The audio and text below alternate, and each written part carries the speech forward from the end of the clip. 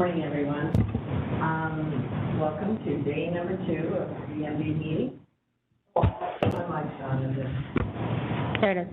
No, no. Okay, got it. Sorry. Welcome. We're going to move something around on the agenda right away this morning, just to accommodate our DCA budget analyst who's here. That comes under 18A, which is the administration report, which and Tim Rada is also not here, so Jessica will be doing that report. But do you want to bring Veronica? We can do roll call first. Oh, I forgot roll call. Sorry. Never mind. Okay.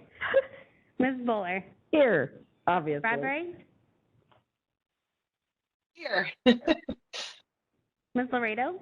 Here. Dr. Noland. Here. Ms. Prado. Here. Dr. Solicito. Here. Ms. Berber. Here. We have a quorum.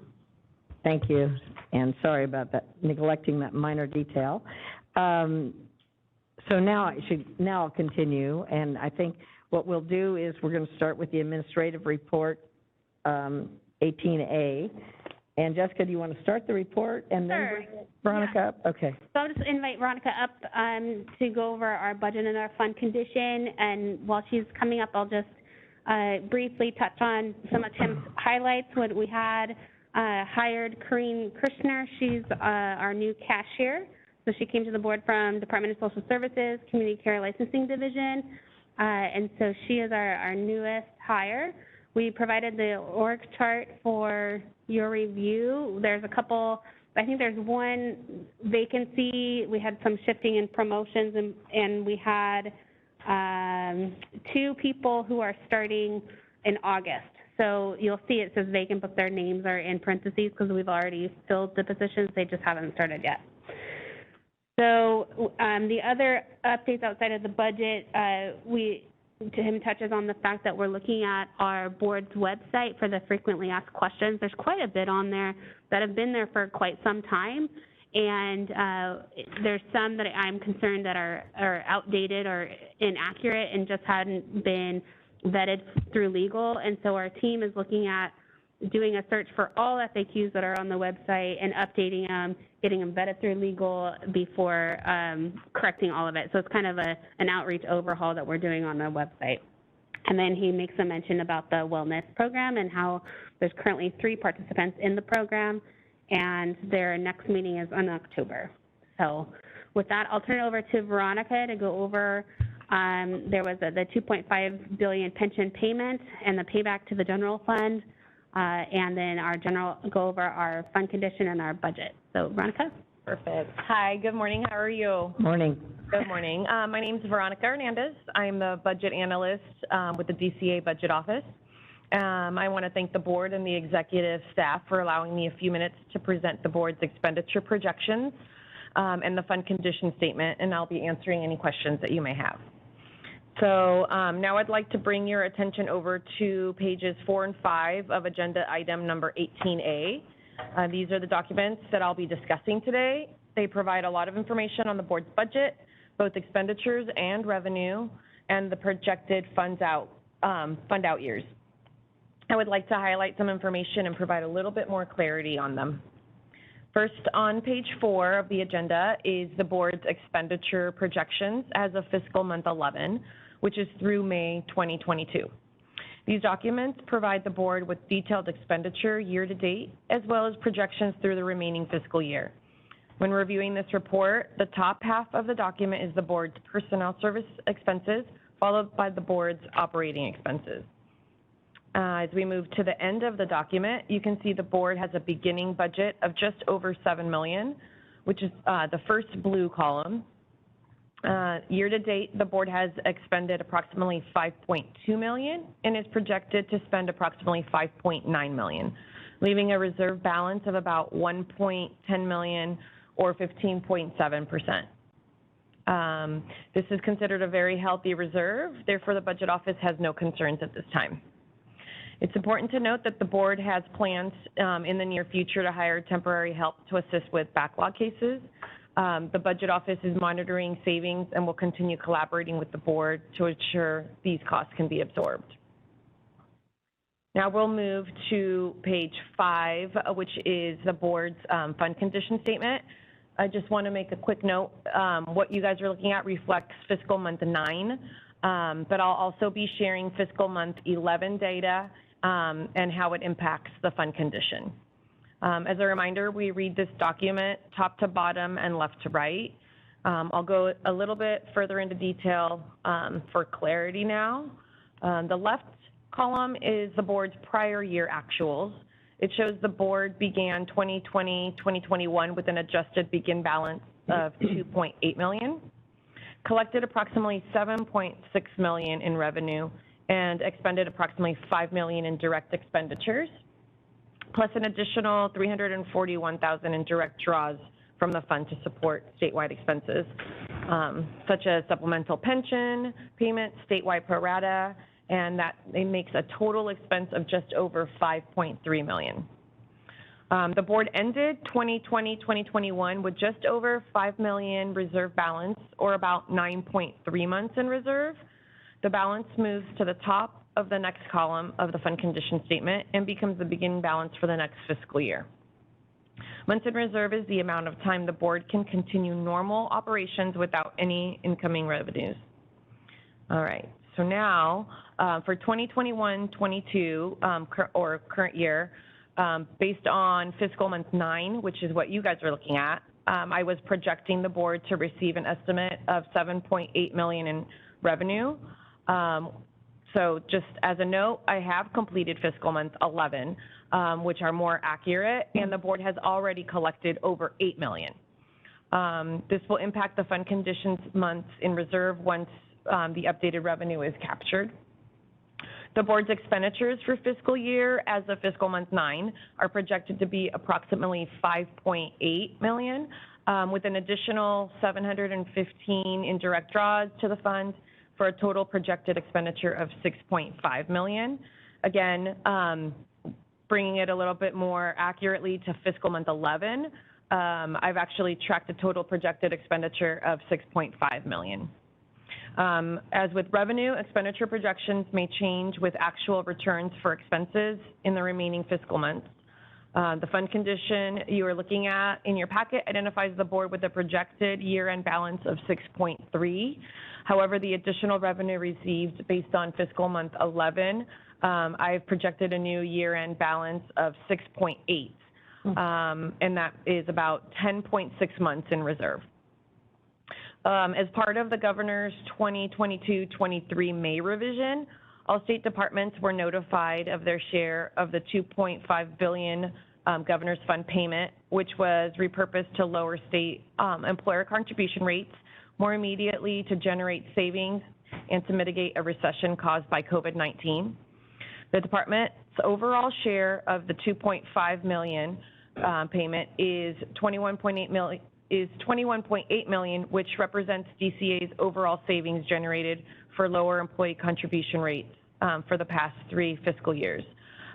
Particularly for VetMed, their share was $256, and it reflects on there on the fund condition statement. For budget year and ongoing, revenue is projected to remain stable, estimating approximately $7.2 million in revenue. The board's funds remain stable at this time, and with this updated revenue in current year, the board has projected a fund balance of 8.5 months in reserve by the end of 23-24. The budget office will continue to monitor the board's revenue and expenditures and report back to the board monthly with expenditure projections as future fiscal months close. Just a few notes on the fund condition. It is a snapshot in time, and thus a reflection of the data. One of the main factors driving expenditure increases in future years is a result of personnel service adjustments. These include general salary increases, as well as employee compensation and retirement rate adjustments. The budget office includes an ongoing 3% to increase expenditures on the fund condition statement for these ongoing incremental adjustments. The fund condition does not include increased enforcement expenditures, which could create additional costs, pressures to the board fund year out years. Fund will traditionally show a decrease in months in reserve due to conservative projection methods displayed in the fund condition. Expenditures are projected with an ongoing 3%, as mentioned before. Lastly, we would like to note that the board that any future legislation or unanticipated events could result in the board's need for additional resources, which would increase pressure on the fund. The Budget Office will continue to monitor the board's fund condition statement and keep the line of communication open with the board's executive staff. Again, I'd like to thank the board and executive staff for inviting me today, and am happy to answer any questions. Thank you. I have one or two, and then I'll turn it to the other members of the board. Just one quick question on the fund condition. I'm presuming that the 22-23 and 23-24 expenditures is anticipating a complete staff component where all staff, there's no vacancies, fully staffed with the current allocation of our staff that we have now. Right. Well, the fund condition is based on the expenditures with the current roster. So for fiscal month 11, okay, it's the current roster. So that's what I base my projections on. So if there's current vacancies, it is based on the current roster. So if there are current 4 or 5 vacancies, then as they are filled, that will add into the disbursements for future outlying months and years. Correct. Okay. All right. Thank you. And then, let me see here. Oops. It looks like, and so What, sorry, one second. I'm going to have Karen just provide a little more clarification. Oh, sorry.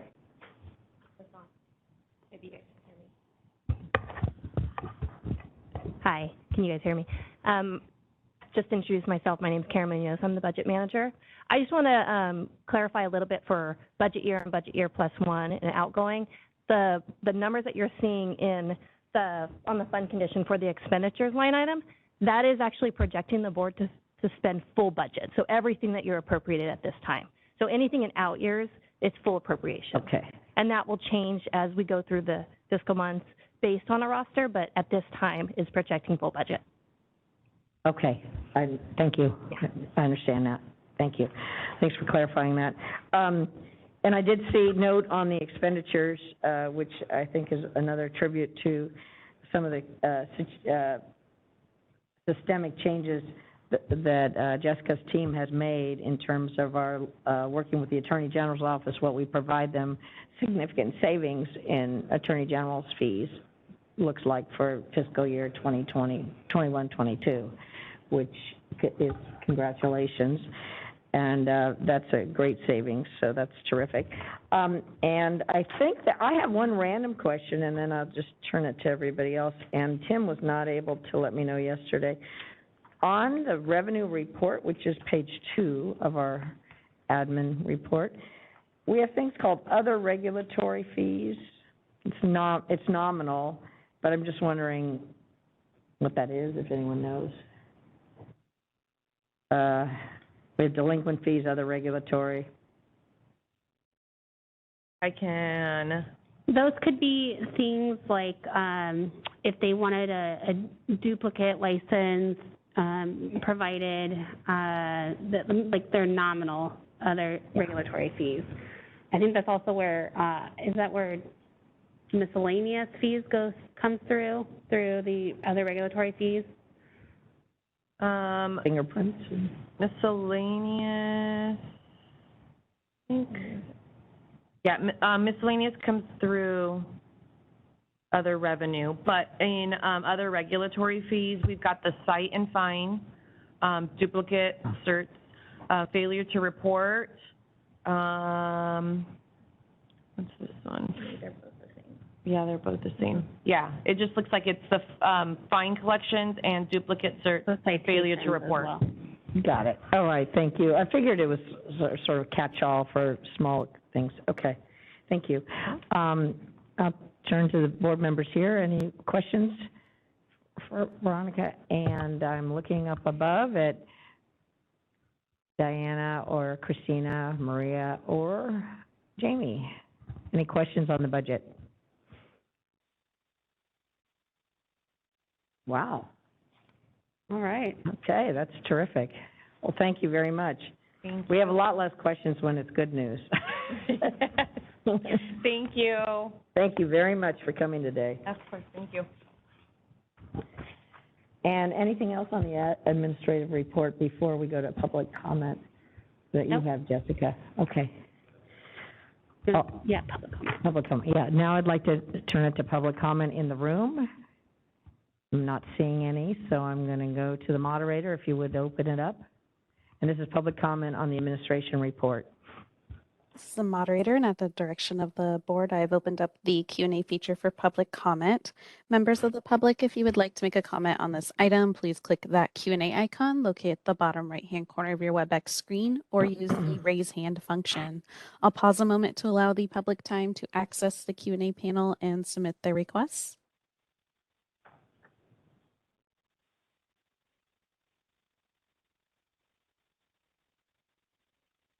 All right, and seeing none, would you like me to close that Q&A panel? Yes, please, thank you very much. All right, now we will move to the first item, back to item number 14, which is the board president report. And mine is fairly short. Since the last meeting, our last board meeting, the executive committee, which is Dr. Bradbury and myself, have continued our weekly meetings with Jessica. And often there's additional calls if there are time-sensitive issues.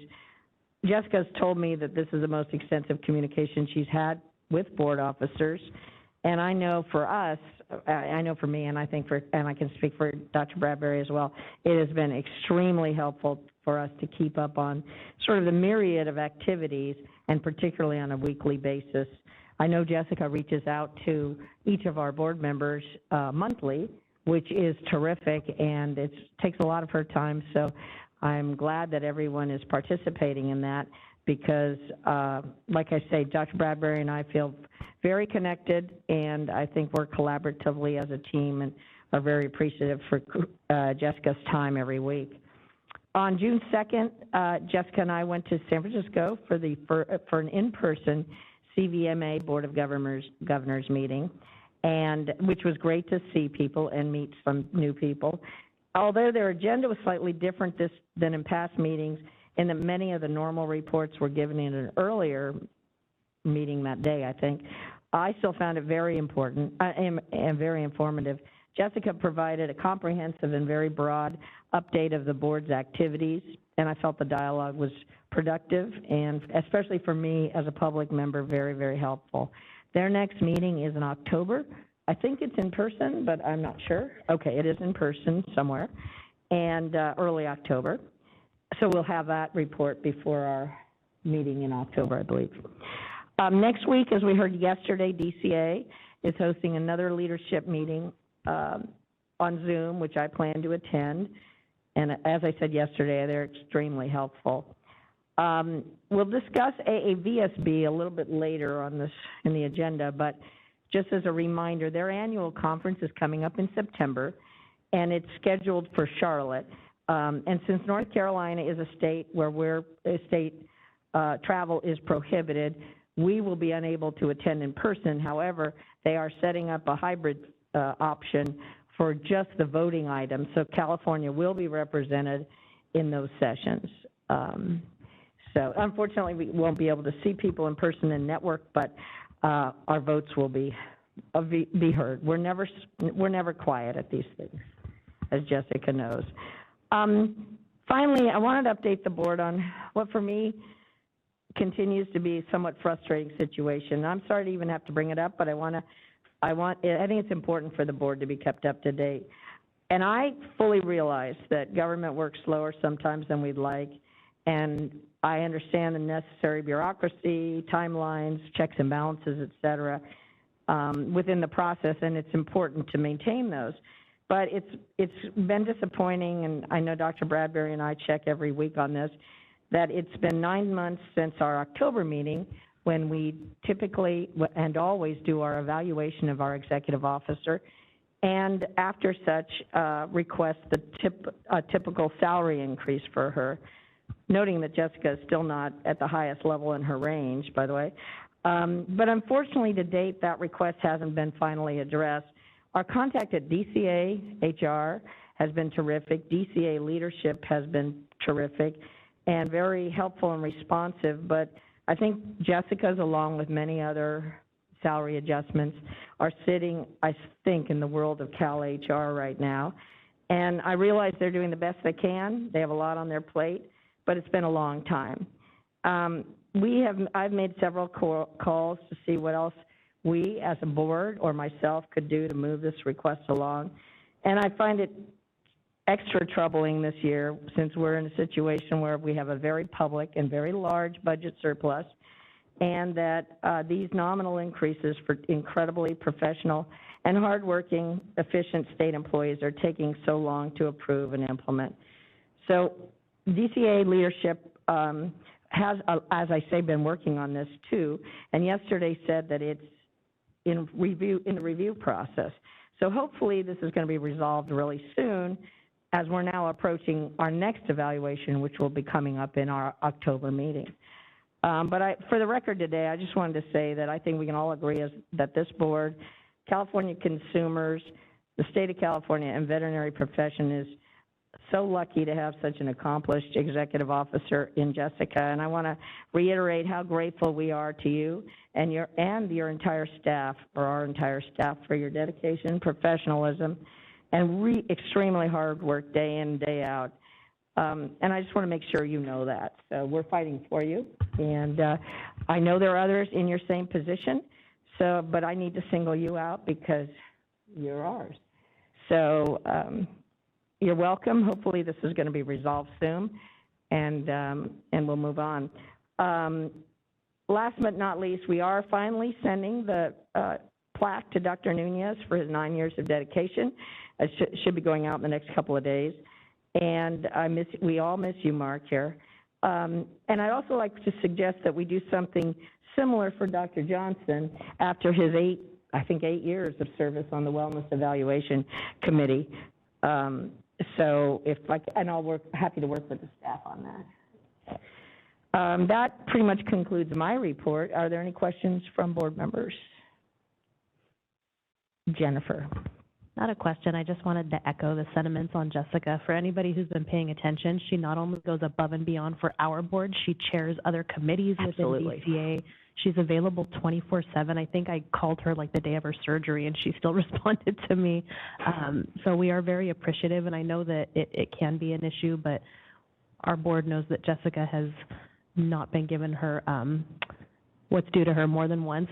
So I'm glad you guys are working on that. So thank you to the executive committee for continuing on that. And Jessica, we appreciate you. Please don't leave us.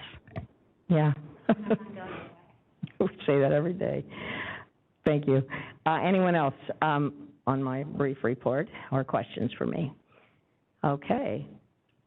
Now I should open the public comment, I take it, for each of these reports. So I'll open it to public comment for anyone in the room. And since there isn't anyone in the room other than staff, I think, moderator, you can take it. This is the moderator, and at the direction of the board, I've opened up the Q&A feature for public comment. Members of the public, if you would like to make a comment on this item, please click the Q&A icon located at the bottom right-hand corner of your WebEx screen, or use the raise hand function. I'll go ahead and pause a moment to allow the public time to access the Q&A panel and submit their requests.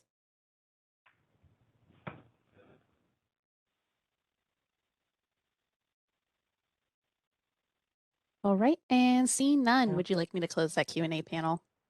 Yes, please. Thank you very much. Excuse me, now we'll turn to Jennifer Laredo for the Registered Veterinary Technician report. Okay, good morning. Mine will also be short and sweet. Also, I wanted to say thank you to Dr. Mark Nunez. This is my first meeting without him. I think Kathy and I are now the longest standing members of the board, and we have never had a meeting without Dr. Nunez. So he's been an advocate for the RVT profession, so we appreciate him. Some of the ongoing issues that I'll just briefly mention, work-life balance. We all know that the veterinary profession is just swamped. It's I would say it's a pandemic of its own. It hasn't slowed down. So please, reminder to all of the RVTs to please take care of themselves. The Rvt shortage is a continued issue. We are working on some things to mitigate that, but there's not a lot we can do at our level.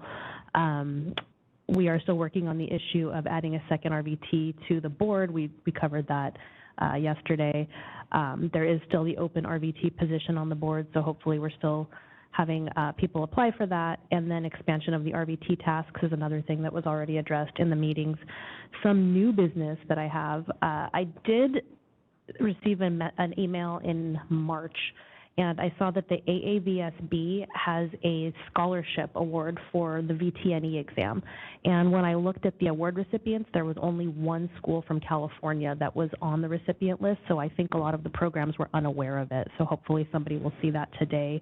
It's one recipient that's chosen from each AVMA accredited RVT program, and they get a voucher for their RVT exam. So that's a big bonus, and it sounds like the program actually chooses that recipient. So there's an application, and it looks like the selection committee submits their information by April 15th of each year. This is going to be an ongoing scholarship every year. NAVTA also has tuition for vet techs. They've partnered with, I believe it's Behringer Ingelheim, and they award a scholarship every year in conjunction with National Vet Tech Week, and the deadline for that submission is July 31st. So anybody who's interested in receiving free money should go to the AAVSB website or the NAVTA website to get more information on that. We have heard a lot of candidates just talking about how expensive it is to go through a program and to take these exams, so I would highly encourage anybody to apply for those awards. And the last issue I have is the pathways to licensure that we had discussed last time. That is going to be assigned to the MDC. Because of the Rvt shortage, we were looking at alternate pathways, such as a candidate who had a bachelor's degree in a related field to veterinary technology, maybe being eligible to take the VTNE. We did have that previously with the California Rvt exam, but we haven't done that for the VTNE exam. So that's going to take some research. So that's going to be assigned to the MDC on their already loaded plate. And that is all I have. Does anybody have any questions? No, I will say, Jennifer, that we heard at the most recent ICBA meeting about those scholarships, and I think that's really exciting, and hopefully more will be instituted for maybe vet students, for NAVLE costs, things like that. It is very expensive. And I did want to point out the one school that was a recipient of that VTNE scholarship was also the program in which Leah Schufelt works, so I'm going to go ahead and give her kudos for that. Does anyone virtually have any questions for Jennifer on her report? I see none, so I will now, I think, turn it to the public. And again, in this room, there is, if one of the staff wants to ask a question, I guess, no, they're all shaking their heads. Anyway, so moderator, if you would like to open it up. This is the moderator, and at the direction of the board, I've opened up the Q&A feature for public comment. Members of the public, if you would like to make a comment on this item, please click the Q&A icon located at the bottom right-hand corner of your WebEx screen, or use the raise hand function. I'll pause a moment to allow the public time to access the Q&A panel and submit their requests.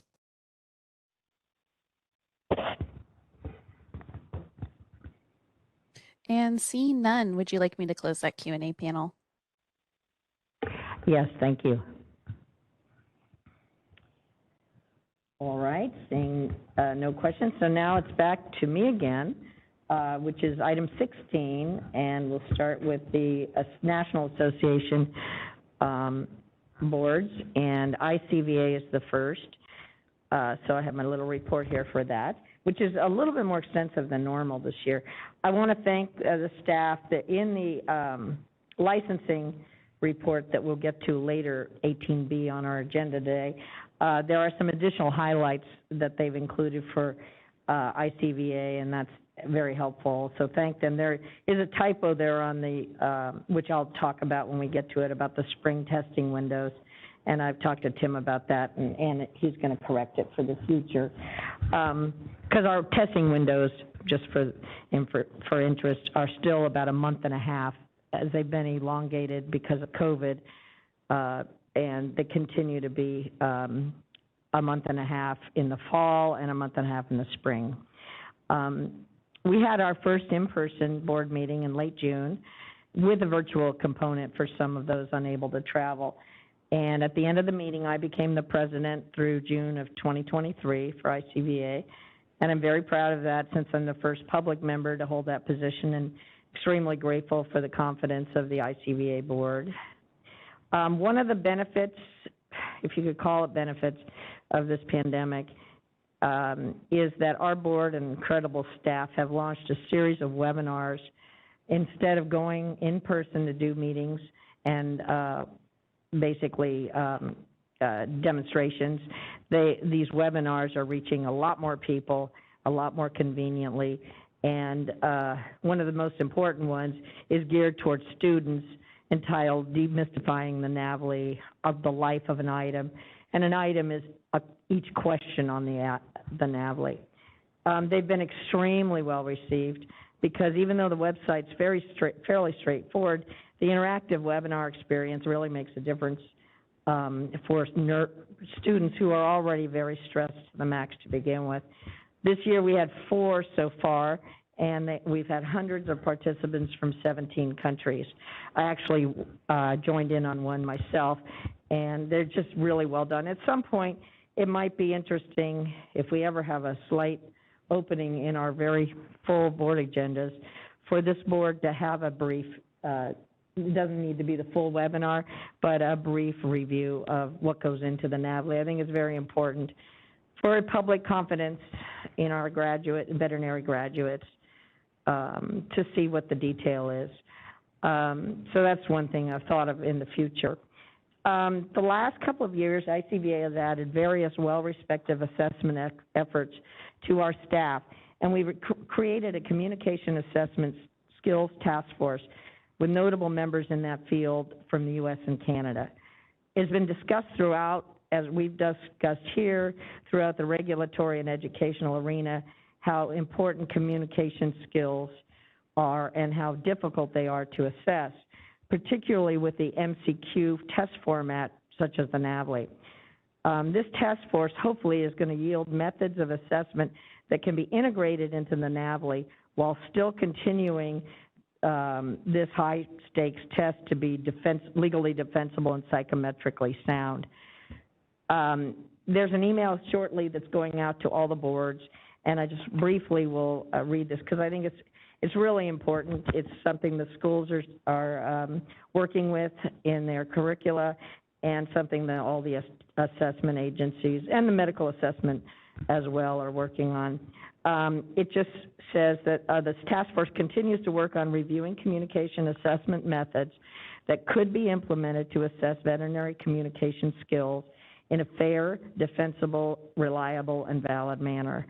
To accomplish this, the task force is performing a systemic review of the healthcare literature to gather evidence regarding communication skills assessment methods that could be used in different testing environments. To date, we've reviewed over 13,000 titles and abstracts and are currently finalizing the list of documents to be included in a more detailed analysis. The intent is to provide evidence-supported recommendations to the ICVA regarding communication skills assessments methods and suggest ways to build these assessments with stakeholder input. Members of the task force are actively engaged in the process, and we hope that they will provide recommendations regarding assessments, communications assessment methods to the board, our next ICVA Board of Directors meeting, which is in January. So that's very exciting. Finally, at our meeting, we also previewed a comprehensive document that's entitled the North American Essential Competency Profile for Veterinary Medicine, that when it's finalized, which should be very soon, it will be distributed widely to all stakeholders. The ICVA and AAVSB are 2 of the project sponsors, in addition to the Canadian National Examining Board and the AAVMC.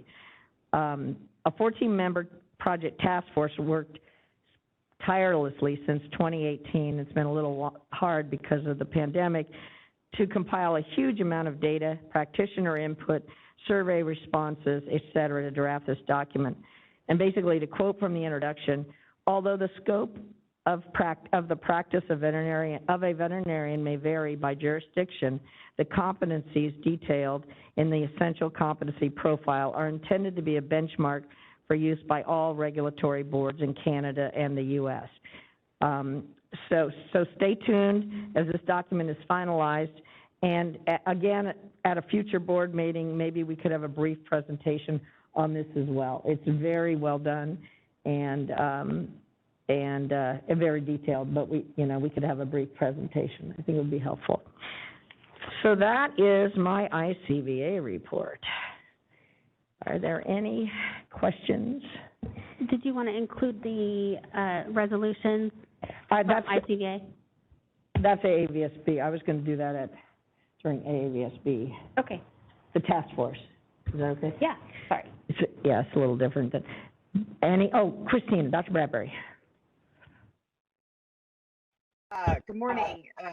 Thank you, Kathy.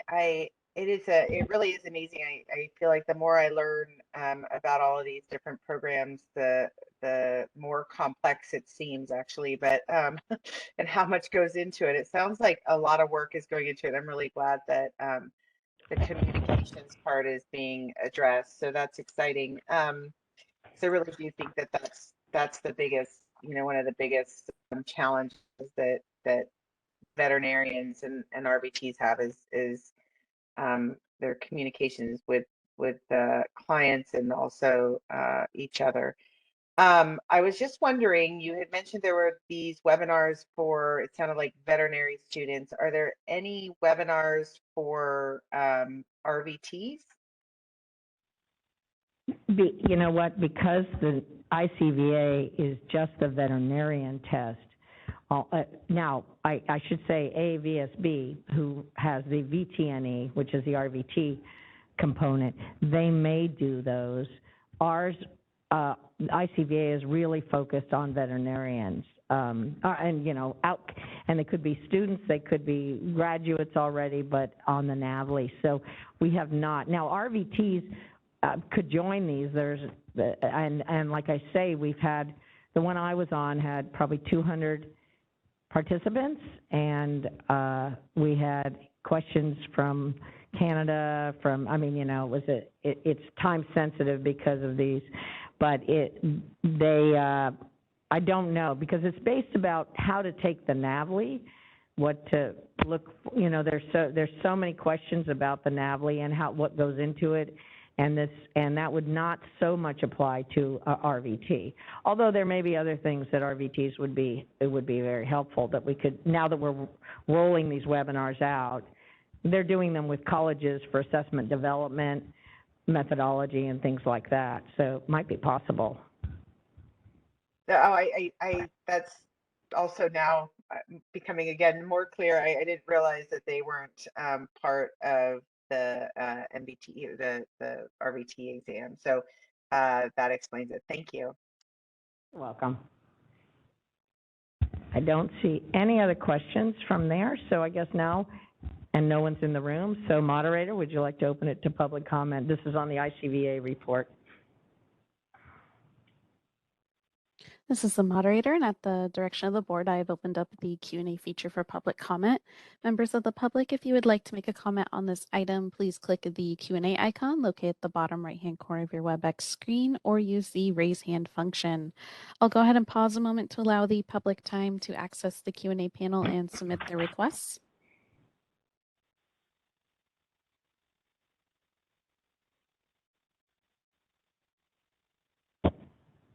All right, and seeing none, would you like me to close that Q&A panel?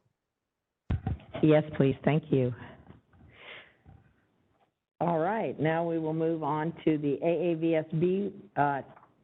It's listed on our agenda as the Member Services, Program Services Think Tank, and I'll take that again. It's one that I used to sit on, and I no longer sit on that due to me being the president of ICVA now, but Mark Nunez, Dr. Nunez, still does sit on it.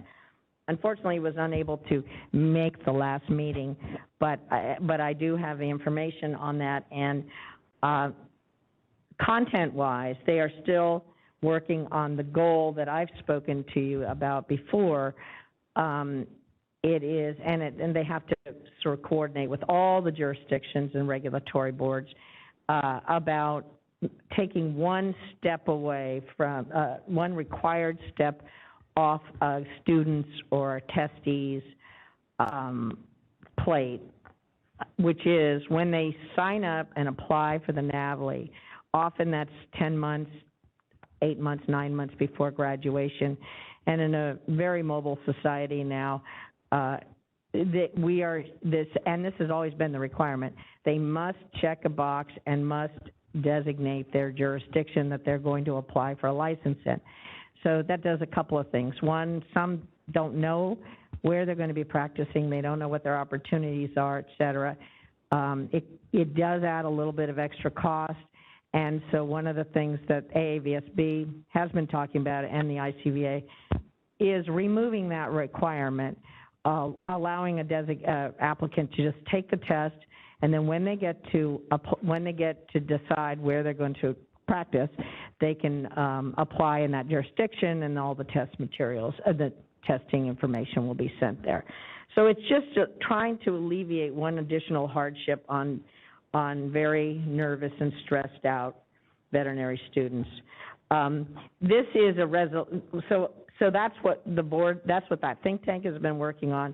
I think they created a resolution, which we submitted.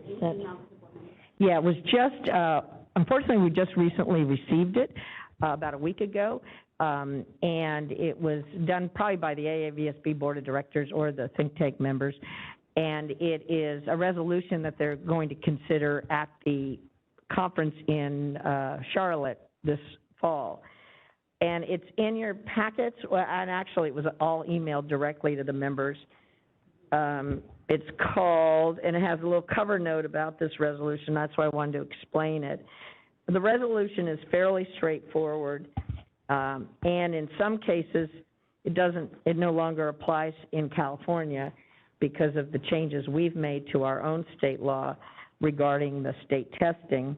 But it is a resolution requesting, well, I'll just read the final resolved, and I think the request is that our board take a position on this so that we know how to vote for it in September at the meeting. What it's asking, let me see, if members don't have it right in front of them, I think it's easiest. The biggest, so the final, therefore, be it further resolved that the member boards of the AAVSB will research and report back in writing to the AAVSB on any concerns or statutory, regulatory, or policy language that would prohibit a member board from recognizing and accepting that the AAVSB licensing exam, North American Veterinary Licensing Exam, the NAVLE, scores from applicants who have been pre-approved for access to the NAVLE by the ICVA. So they have done a number of things over the last 2 years, done a survey to the boards. Most of the boards have no objections. Some have regulatory and statutory things they'll have to make changes to. And this is just trying to codify that in a resolution, requesting boards get back to them with this information. So I think, Jessica, if you have something else that you can add that will make it clear for folks.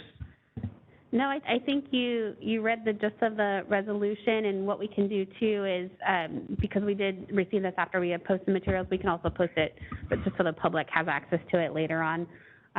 But what they are asking for is a vote to approve, and so for our delegate, in order to vote that during the annual meeting, we'll need a motion from the board to approve the resolution.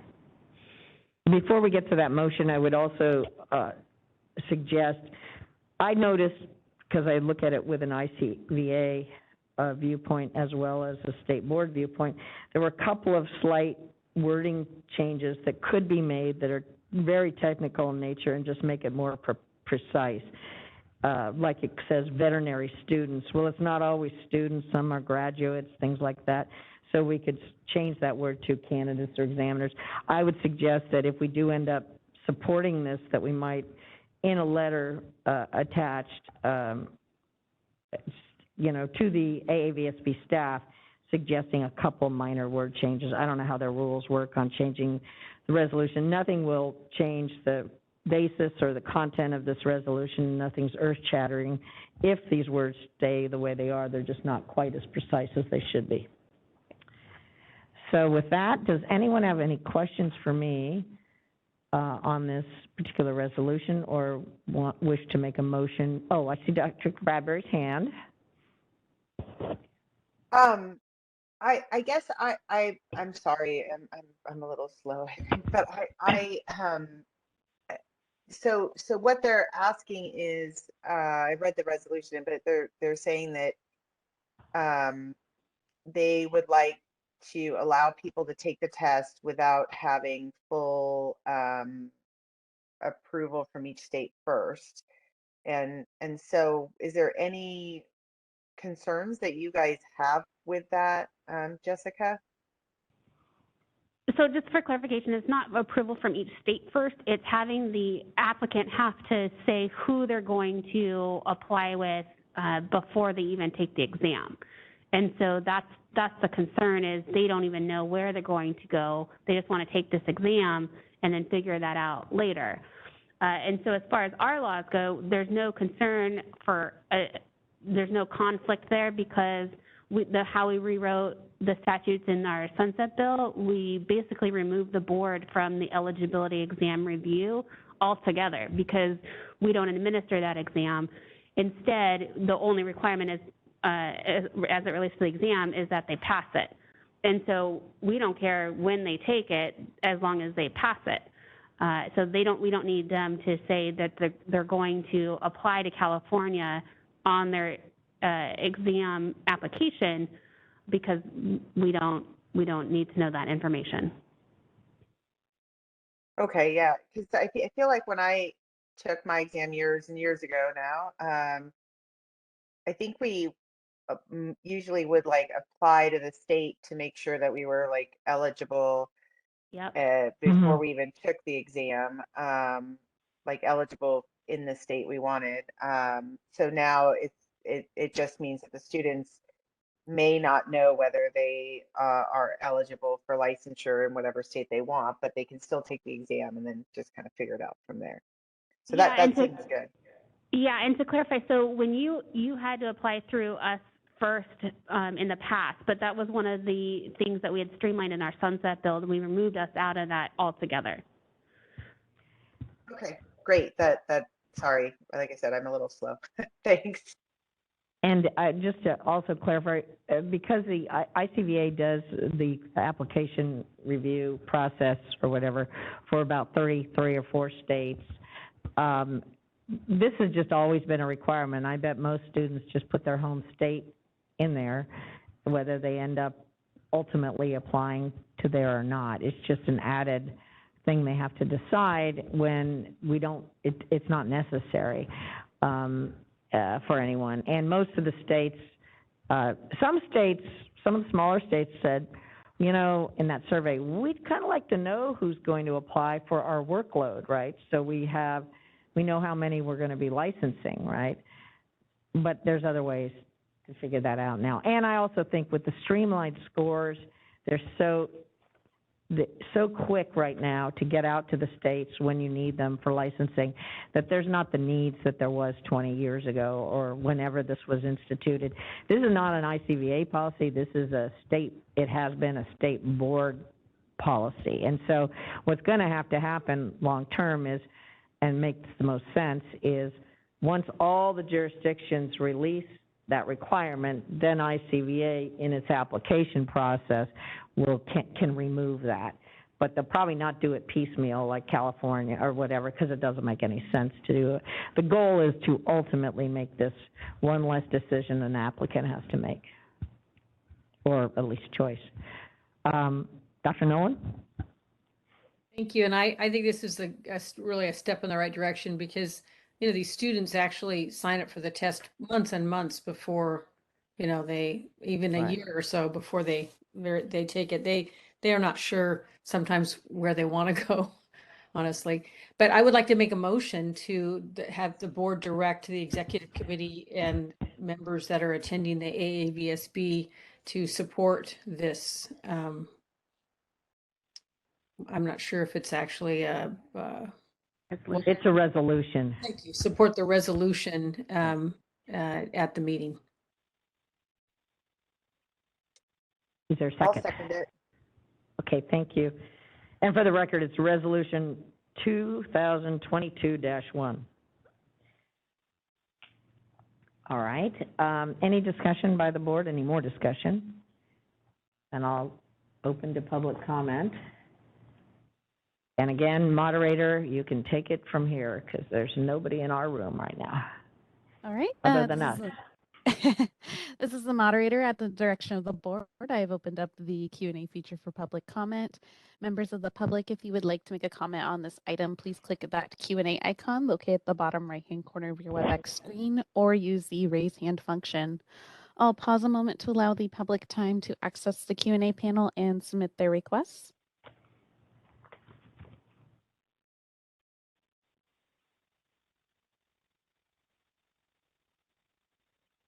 All right, and seeing none, would you like me to close that Q&A panel? Yes, thank you. All right, I think now we're on to item number 16. I need to do a vote. I'm going to turn it to Jessica. I need a vote. Oh, we haven't done the vote on this. I apologize. Okay. Moving on. Ms. Bullard? Aye. Dr. Bradbury? Yes. Ms. Laredo? Yes. Dr. Noland? Yes. Ms. Prado? Yes. Dr. Solicito? Yes. Ms. Berber? Yes. Motion carries.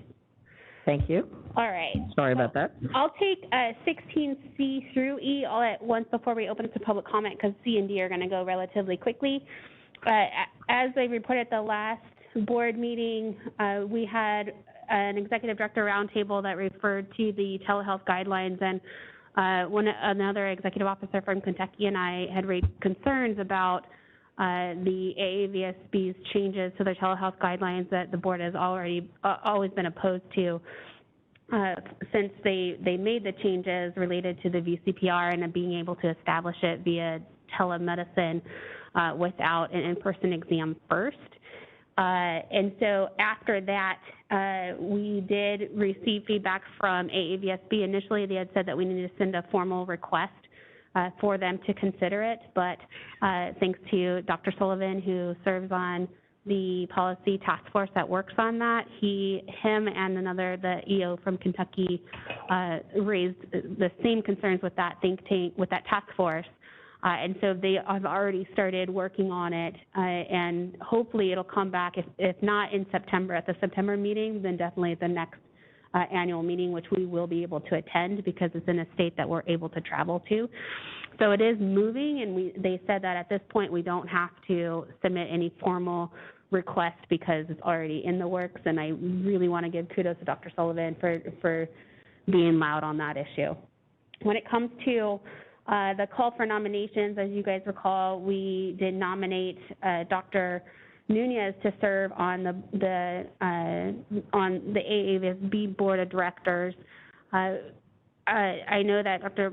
Nunez has been really, really busy, and I had sent the application and his CV to him to see if he wanted to do any changes to it. I didn't receive a response from Dr. Nunez, so I submitted it anyway because I didn't want to miss the deadline for it. So I'm not, at this point, not sure if he still wants to continue with it. I know that there's a lot going on with it. So I know Kathy and I will meet back up with him and see if he does want to still serve on the board of directors. So hopefully we'll have an update at the next meeting. Yeah. So the next one is about AVSB's proposed bylaws amendments. And so I'm going to go through those. As you recall, the board, we had approved requesting 6 amendments to AAVSB's bylaws, primarily to address our concerns regarding making them accessible virtually at each meeting because we have right now, there's 18 states that we aren't able to travel to, And we still want to make sure that 22 states that we aren't able to travel to, and we still want to be able to make sure that we have a voice at the table, especially since we represent and we license the majority of the veterinarians, more so than many states combined. Many countries combined. Yeah, so with that, and the other concern was about the apparent bias presentations, the one-sided presentations during those conferences.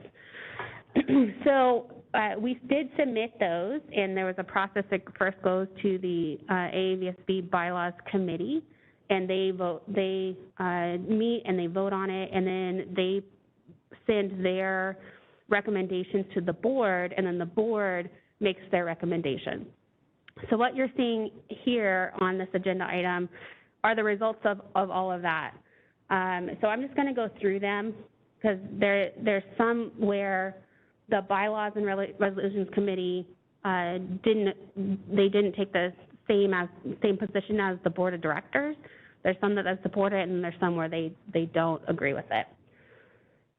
So the first one, Proposed Amendment 1, we were adding, it was just minor. We had so let me back up. Out of the 7 total bylaws amendments that are being proposed, 6 of them were from California.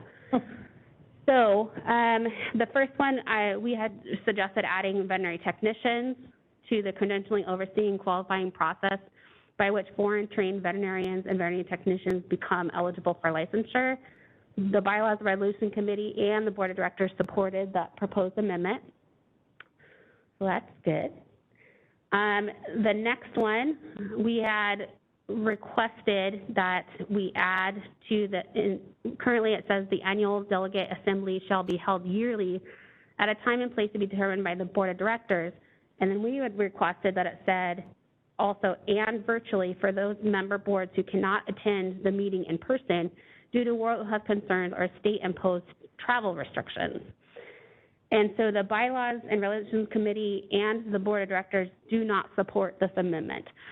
There were concerns when I had met with the Bylaws Committee, comments to the effect of they don't want to get involved in politics and use some other choice language, but they'd want to stay out of it. And so there was concerns that if they allow this, one, people are just not going to, people who are able to travel aren't going to come because there's a virtual option.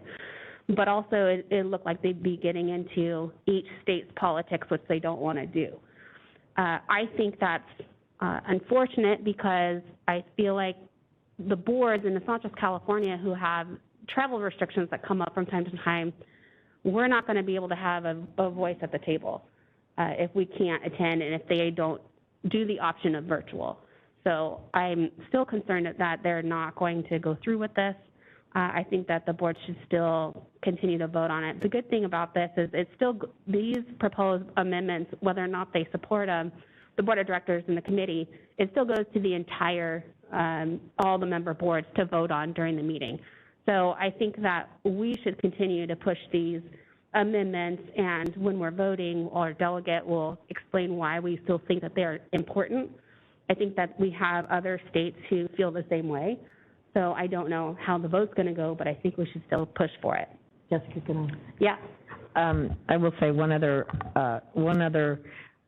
part of the board's reasoning was that they don't think their bylaws and their call to convention prohibits the virtual. What we're trying to do is for sure put it in there so they always have to have it. They think that they're not prohibited from doing, which is what they're doing now, and so why they don't need to tweak their bylaws. That was one of their other reasons behind it.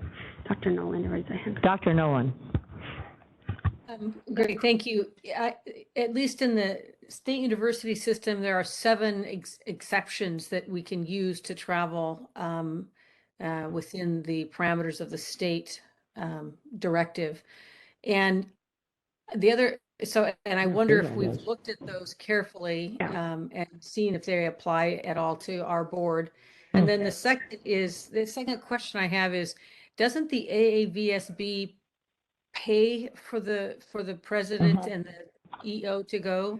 And if they pay, then I thought that I thought the travel ban had to do with using state money. So I'm kind of confused about whether we could go since it's not using state funding. Right. And so a couple things. Yes, we have looked at those exceptions, and we have looked at whether or not we could fall under that, especially since AAVSB is the one who pays for it.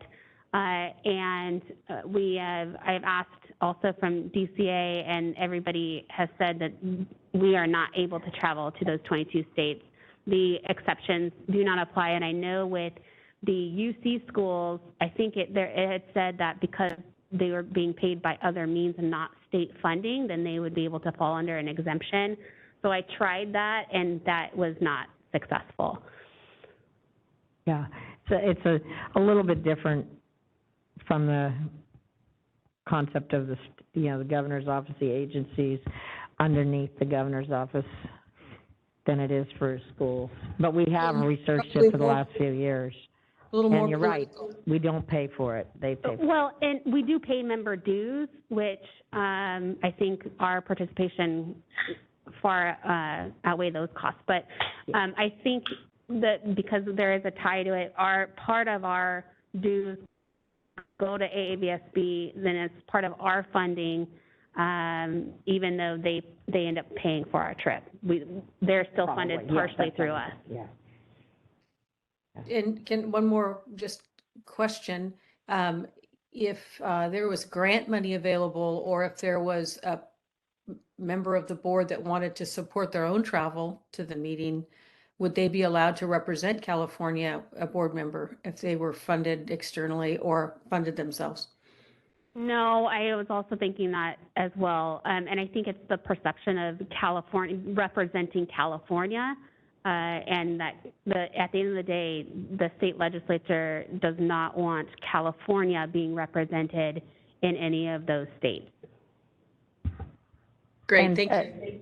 Dr. Nolan, just to clarify, back in 2017, I think when this first arose, I think that was where the conference was in one of the states, and that's actually when the telehealth thing was passed, where we weren't there. I was on ICVA and trying to go as an ICVA member to it because I was on a committee, et cetera, and I asked the questions, and no one. I'm not a state employee per se, but it said, no, we prefer you not travel to comply with the philosophy of the law. So we've kind of approached it every angle we can, but at least we'll be there to vote. Networking is a little difficult, but we'll be there to vote this year. Great, thank you. So the next proposed amendment that we had asked was an additional sentence to Section 6, Delegate Assembly Meeting, Section 1, Annual Delegate Assembly. We had asked to add all continuing education provided during the Annual Delegate Assembly meeting shall comply with the current AAVSB race standards. And the point of us asking for that, as you may recall, is we had concerns that there seemed to be some conflicts of interest for some of the presentations that we received in the last few meetings we've attended. And in AAVSB's race standards, they're supposed to be disclosing that to the participants as it happens or right before they did it, and it did not happen. And so we were hoping that AAVSB at the bare minimum, when they give their presentations or have people present, and because they're offering continuing education for it, that they follow their own guidelines. So the good news is the Bylaws and Resolution Committee and the Board of Directors supported that proposed amendment. Oh, wait. Number 4 was along the lines of adding in person or virtually, and both the committee and the Board of Directors did not support that. And their reasoning there is similar to what we've already talked about, and so they voted that down. Number 5 was making the conference committee adding to a section to section 6, conference committee. The conference committee, with the assistance of AVSB staff and leadership, shall take all reasonable steps necessary to ensure the information provided during the annual conference complies with all AVSB established standards and provides balanced information that supports and advances the regulatory process and assists member boards in fulfilling their consumer protection missions. So this gets at, again, the concerns that we had that the presentations are not balanced. They're not coming from all perspectives. It's seemingly, some of them are a lot of one-sided information being presented. And so when I rose this to the resolutions committee, the bylaws and resolutions committee, they were first opposed to it, and the reason why was they were concerned that we were putting more work onto the conference committee itself, and so they wanted to have input from the conference committee. I let them know I was just appointed to the conference committee, and I would raise it up to them. So when I was meeting with the conference committee going over the bylaws, I explained that I know that the things that are in here are things that the conference committee currently is working towards. They had raised significant concerns with the prior annual meeting and suggestions to improve. And so these are things they are already doing, so they weren't concerned about it. But they did talk about, well, if we're already doing it, why do it? Why put it in here? And I'd explain that that we're really grateful that they're doing it now, but there's turnover and what happens in 5 years when they're not here and priorities change. So this basically just solidifies that. So the conference committee was okay with it, which is why I think the bylaws and resolutions committee supported it. But then the board of directors, they do not support it. Yeah. So the last one that we had proposed was making the executive director's advisory committee a permanent committee rather than an ad hoc committee. This is a committee that has already been created. I think it's been an ad hoc committee since 2016. Our concern was it's an ad hoc committee, and so it's not really a priority. And so the last few years, the ad hoc committee hasn't met because it hasn't been set up to meet. And so we were hoping that to make it a permanent committee, it would get more attention and we would be able to meet more regularly and help with AVSB and the things that are happening. So the resolutions committee and the board of directors supported this amendment, so that's good. And in the proposed, the last amendment was just an amendment that from the board of directors, just making non-substantive changes to their bylaws. So with that, members, I would ask that we have a motion to approve all, have the delegate vote to approve all proposed bylaws amendments and share the concerns that we have and with why we feel that these are necessary. We just need to be really vocal during that portion of the meeting. And you mean approve the bylaws that we submitted that were rejected by the board. Some are, yeah. Right? I mean, the other ones that we submitted and are accepted by the board will be in the packet, and obviously we'll be supporting those.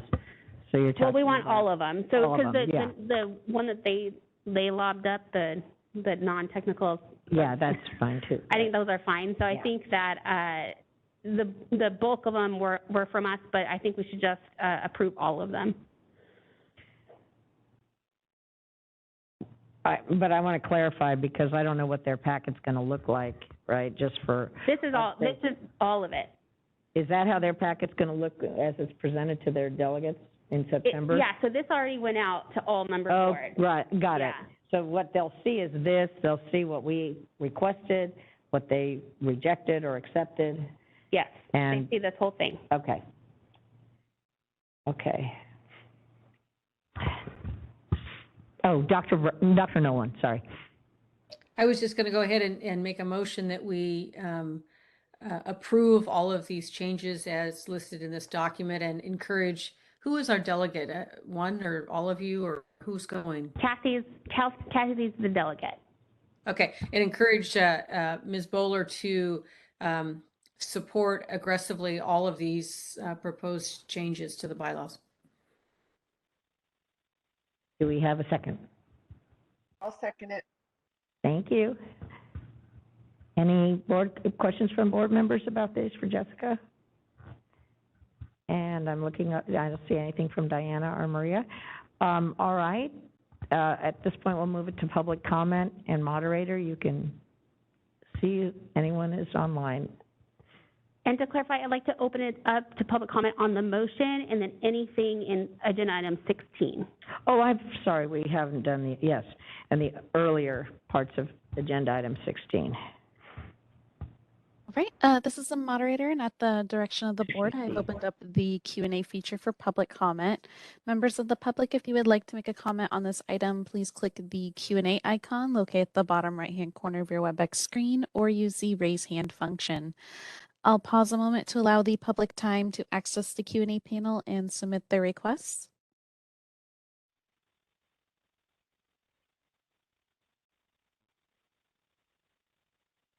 All right, and seeing none, would you like me to close that Q&A panel?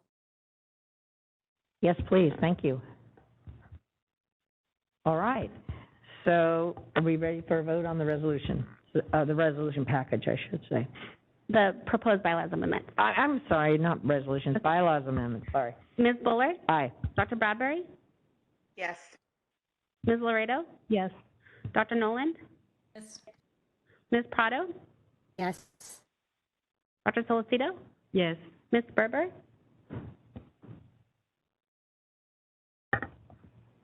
Ms. Berber?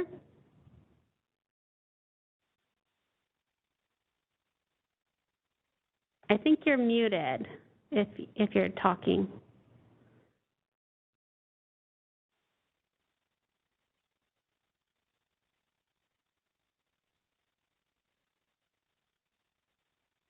We can't put it on call. Okay, I'm just going to mark Ms. Berber as absent for now and move on. Okay, all right, thank you.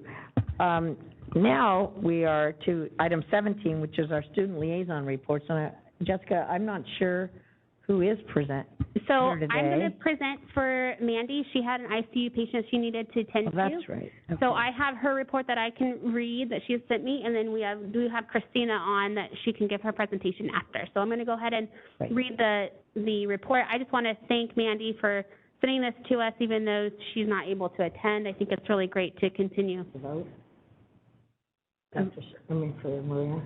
Oh, hi, Maria. Do you want to vote on the bylaws, proposed bylaws?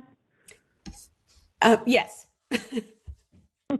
Okay, so you're voting yes. Yes. Thank you. Okay, thank you. Sorry. All right. So this is from Amanda Ayers, who's the student liaison for UC Davis. She says, we have continued our Mercer, DePaul, and Knights Landing clinics into the summer months for our students to continue serving the community and getting hands-on experience. At the beginning of June, 2 of the Avma members from UC Davis, Mandy as the junior delegate and their president-elect, Isabel, I'm not even going to try to pronounce that.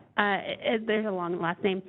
Were sent to the Veterinary Leadership Institute's Leadership Conference in Idaho, where they were led by Betsy Charles and her fantastic team through multiple sessions to improve leadership skills and to bring the information and training back to their schools.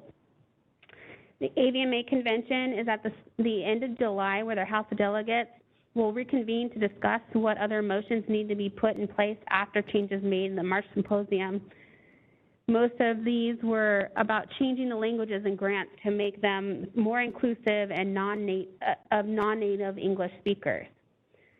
50 UC Davis students were offered the Purdue DEI training for free, as well as Brave Space. For those who are not members of SABMA, a Brave Space is free to SABMA members.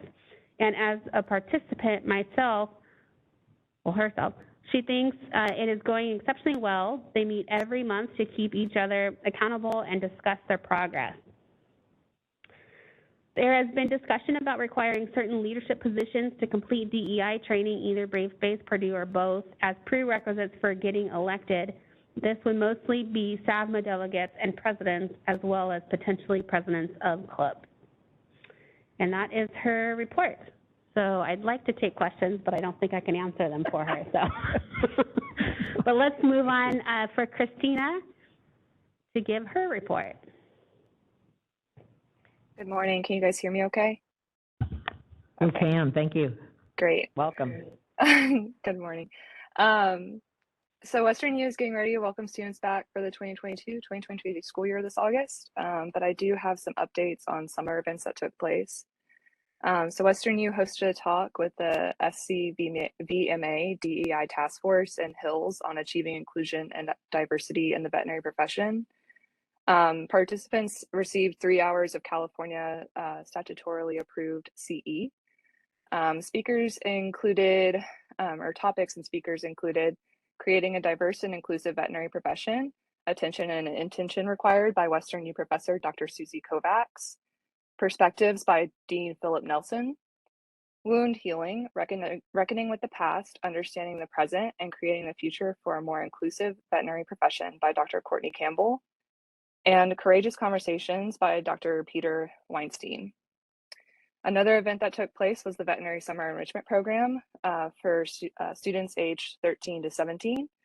The camp also took place June 13th through 17th and apparently had great success. The program aimed to identify and support talented students who want to become veterinarians from a diverse range of racial and socioeconomic backgrounds. One of our goals was to engage with traditionally underrepresented groups in veterinary medicine and give them a roadmap to successfully navigating their education and eventual graduation as a doctor of veterinary medicine. Students participated in activities throughout the week that reflected the life of a veterinary student. On day one, students received white coats and heard from our dean. They then spent the week in lectures with faculty, PBL sessions with small groups, and various clinical skills activities. They were led by CVM students working as counselors. Hills also sponsored a breakfast on the last day of the camp titled Career Paths and Inclusiveness, presented by Dr. Salazar. And preliminary reports from students and parents were positive, but I hope to have more specific information for the board on the demographics of the students and participants in the future. And then regarding yesterday's meeting, I wanted to maybe help clarify some of the shelter med curriculum at Western U. I believe that was discussed and it was maybe unclear what was elective versus required. So there are required rotations for first and second years on our VACs, which is our ambulatory service that helps address the access to care in the community. They provide physical examinations, vaccines, and second years assistance spay and neuters through that service. Another requirement is third year, we have a surgery rotation at the Upland Shelter, and we're overseen by veterinarians performing surgical procedures. And then fourth year, we do have, so this is going into the elective curriculum, we do have a shelter medicine rotation that you can repeat up to 8 credits. Part of the course curriculum for this is examining, developing diagnostic and treatment plans for the shelter animals, utilizing triage and considering financial limitations associated with the facility. And then another elective just throughout the curriculum is opportunities through Shelter Med Club and the Street Dog Coalition, such as the clinic that I reported on in April. Yesterday, we discussed some of the access to care issues. I thought that the CVMA's recommendations on how to address access to care concerns was interesting and provided new perspectives. I also thought that what we learned from UC Davis during the Access to Care Task Force was interesting and look forward to working with them so we can address these issues together. And then from today's meeting items about the AAVSB and having to report what state you intend to gain licensure in. I'm a little overly aware that I will be taking the NAVLE in 1 year, 3 months, and some odd days. And I do agree that listing what state you hope to gain licensure in does pose a concern, especially for students who are entering in the match, because they aren't even really sure where they might rank yet. I would need to better educate myself to appropriately address all those concerns, but would be interested to know if student surveys on this matter may help support the concerns this causes for students. And that's all I have for today, unless anyone has questions. Thank you very much. And yesterday, excuse me, it's probably my bad. We want to encourage you to speak up if you, in these sessions that are virtual and hybrid. Obviously you can't vote, but we want your participation. And so if I don't call on you, please just raise your hand or text Jessica or something. And if you have something to add to the discussion, we welcome it. So thank you very much for your report. And I will suggest that go to the ICVA site, talk to them, call them on any questions you have on NAVLE. The staff is extremely responsive, and hopefully it'll be very straightforward for you. Any other questions for Christina? Jennifer. Hi, Christina. Thank you for being here. I had a question. You're a fast talker like I am, so I just wanted to make sure that I caught that. Did you say that during the thing you had going on at school that the veterinary students were working as counselors for those younger students? They were. So faculty and students went through an interview process and were hired and paid for that position. But they led the small groups as counselors and then helped kind of shuffle the groups between faculty lectures, and also then helped lead PBL or problem-based learning sessions where they would walk through cases with those high school students. Day one, they received an intro to PBL session, as well as several other kind of introductory talks to help them get their mind around what we were going to be doing throughout the week. But yes, they were working as counselors. Okay, thank you. Thank you. That's probably more than what you asked for, but. No, we're great. We really respect what you're doing and that you have time to participate in these meetings with everything else that you've got on your plate. So thank you very much. Any other questions? All right, I guess we can't open this to public comment because you can answer questions, or you can listen to the public comment. And again, I'm moderator. Please go to anyone online. You might have questions for our, student liaisons. This is the moderator, and at the direction of the board, I have opened up the Q&A feature for public comment. Members of the public, if you would like to make a comment on this item, please click that Q&A icon located at the bottom right-hand corner of your WebEx screen, or use the raise hand function. I'll go ahead and pause a moment to allow the public time to access the Q&A panel and submit their requests.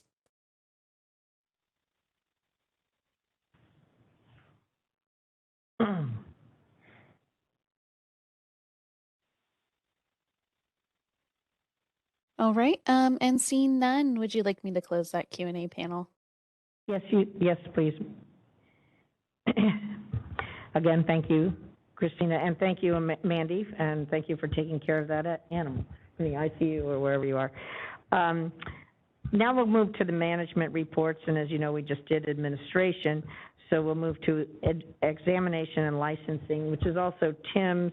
He produced it for us, but he's not here today, so Jessica, I think you're going to take that. I'll do my best. All right. All right, so the first highlight came from ICVA, which Kathy already has really gone over. And just as a reminder, members, you should be getting these emails from ICVA as well, that whenever they send out announcements. So that's where this content came from, was stuff that they were distributing. But it talks about the grant program that they will award up to 3 grant award opportunities for $10,000. It talks about their new Chief Innovation Officer, and then talks about the NAVLE candidate bulletin that was released for the testing windows. And Kathy, is this where you said there was a typo in there? Do we want to correct that? Yes, I think so. And I'll say one other thing about those grants. The grant program, we started about 3 years ago. It's been, even with the sort of problems with doing these kinds of studies during the pandemic, which really slowed things down, it's been very successful, and we're very excited about that. On the ICV, where is it? It's under examination statistics. Okay. So the NAVLE was offered this spring from March 14th through April 30th. Okay. And just as an FYI, we don't say this here, but in the fall, the testing window is November 1st through December 16th. Okay, thank you. Okay. So then we provide the examination statistics for you. And we also provide the yearly pass rates for the VTNEs on that link. If you click that link, it's the most up-to-date information that we receive. For the licensing updates, the breeze improvements, we made improvements to the AAVSB interface. Just to remind all members, this was something that AAVSB wasn't doing in the past, and we had worked with them over the last couple years to create an interface between our two systems, so then as soon as they release the scores, then it automatically goes into our system rather than having to manually enter that information from the huge PDF that they would send after they release the scores. So this saves a significant amount of time to license individuals, and it's the first of AAVSB's kind, and so they were using us essentially as a pilot with the hopes to launch this to all state boards. So we as part of the interface too, the second part is we are also giving them an upload of all of our license statuses, and any disciplinary action is also part of that interface, so it'll automatically go to AAVSB.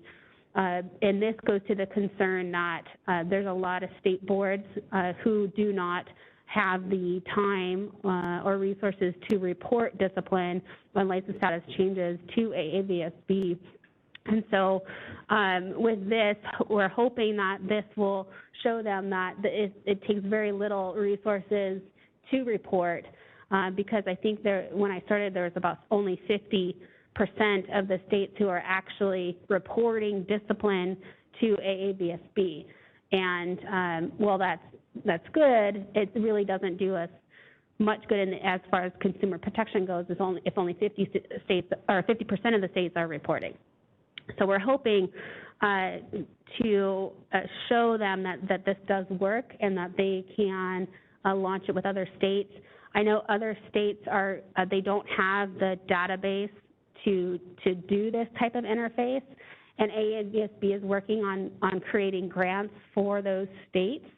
If they're willing, then they can help pay for the system that will allow them to do it. So AAVSB is really looking to be that source of knowledge for any discipline that happens in any of the states, which I think is really great. I was actually just asked to give a presentation to all the executive directors of the state boards during the annual conference. So I'll be zooming in and giving that presentation because they want to know about how it's going and why I think all the other states should do the same. So I'll provide an update to that after the annual conference. This also talks about an automation that we did for our VACSPs. When looking at that process, it looked like the biggest delay was the fact that our staff wasn't there approving them. So as members know, the requirement to get a VACSP is that they pass the criminal background check and they pay the fee. So what we did is we made improvements to the Breeze system to check if we receive a payment and it's paid in full, and if the criminal background check came back as no rap sheet, then the system will automatically approve it and not require any manual intervention. So that was a big improvement for anyone who has a rap sheet. Obviously, that'll still go through the normal enforcement process, but it streamlines that application pretty significantly. So then we talk about the workforce survey information from HCI. We had already talked about the stuff that is going to be included in the renewal. And so the hope is that when licensees and registrants go to renew, they'll opt in to take this survey. It's not mandatory, but it provides very valuable data for the state and for the board, I believe. And so that was supposed to become available on July 1st. I did hear that it's a little delayed, and I think they're hoping to have it launched by the end of the month, but it hasn't. If someone goes on now, I don't think it's live right now, but it should be live soon. We touched on some upcoming improvements for Breeze that we're working on. There's still some changes that we're hoping to remove redundant codes and add additional codes for enforcement and to help with our data in enforcement. Performance measures you'll see for the applications, Tim provided a comparison to the prior quarter and to the prior fiscal year. One thing I want to note that when you look at, we provided a link to the DCA's interactive data portal. I think it's important to know when you look at those, when it comes to the number of applications received, you are going to see a decrease in overall applications because we eliminated applications. We combined them into one. So before you would do the application for the exam and then an application for a license. Those were the exams were eliminated, so now they're only doing one application.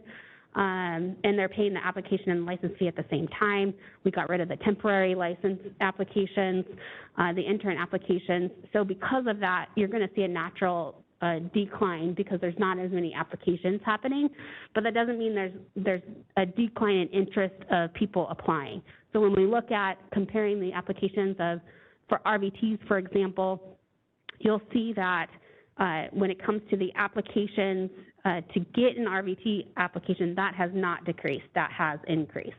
So we're not concerned with the amount of individuals still wanting to come and get licensed in California. So with that, I will open it up to questions and do my best to answer them. I'm sure you will answer. Okay, thank you. I do have, let me ask,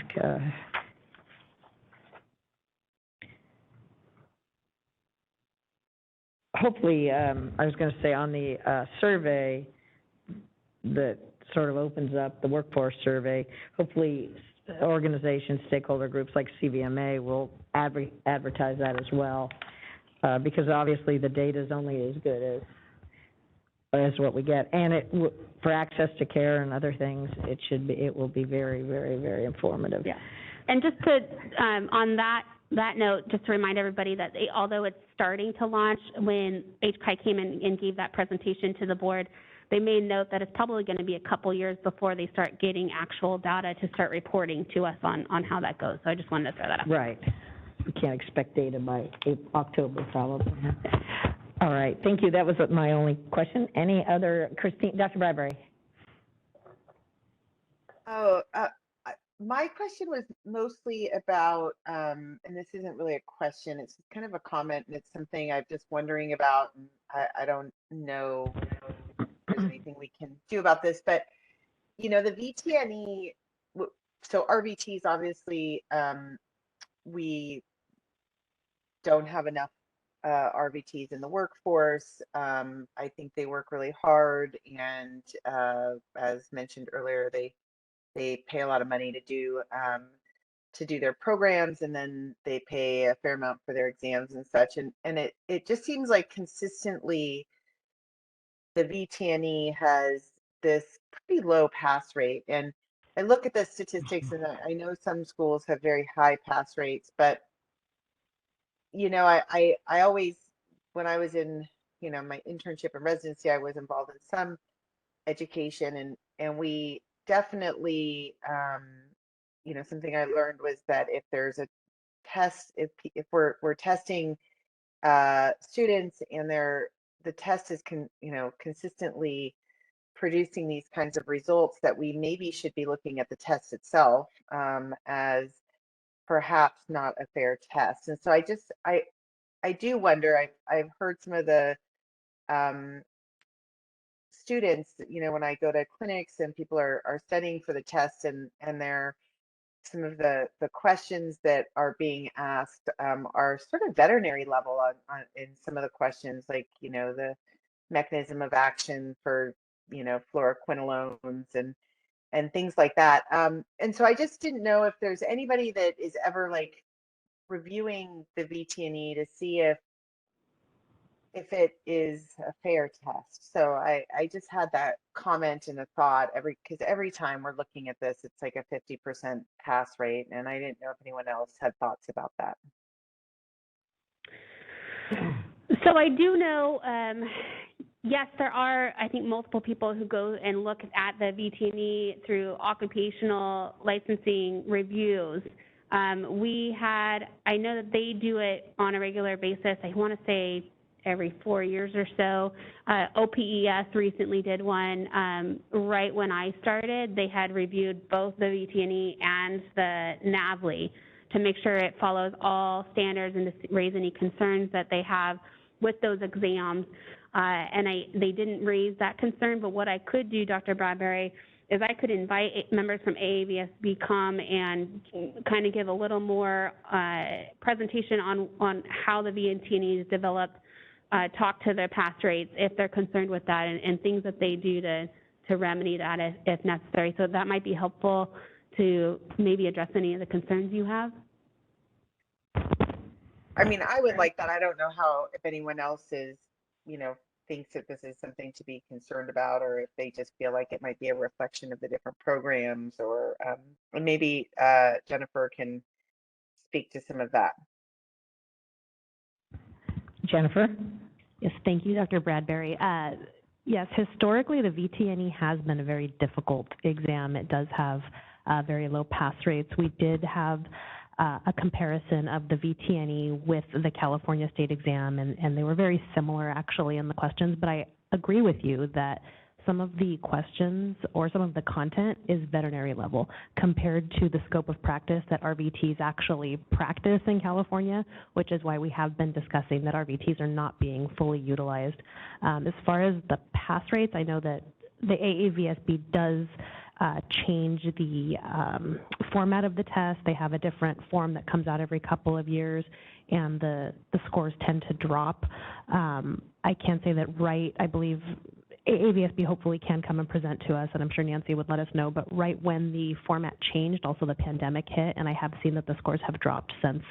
I heard somebody calling it the 2020 incident. I'm just going to go with that terminology. So it has been a very difficult couple of years, but I did hear also there are several versions of the exam to avoid, compromising the integrity of the exam.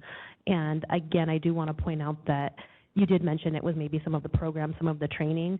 I have heard from the veterinary technologists, the RVTGs who have a bachelor's in veterinary technology, that maybe struggle a little bit less than maybe an alternate route candidate who took a portion of the schooling. So we can see that by our California pass rates, we are quite a bit higher than the national pass rate. But California does have very high standards, and there are several other states that maybe have different standards.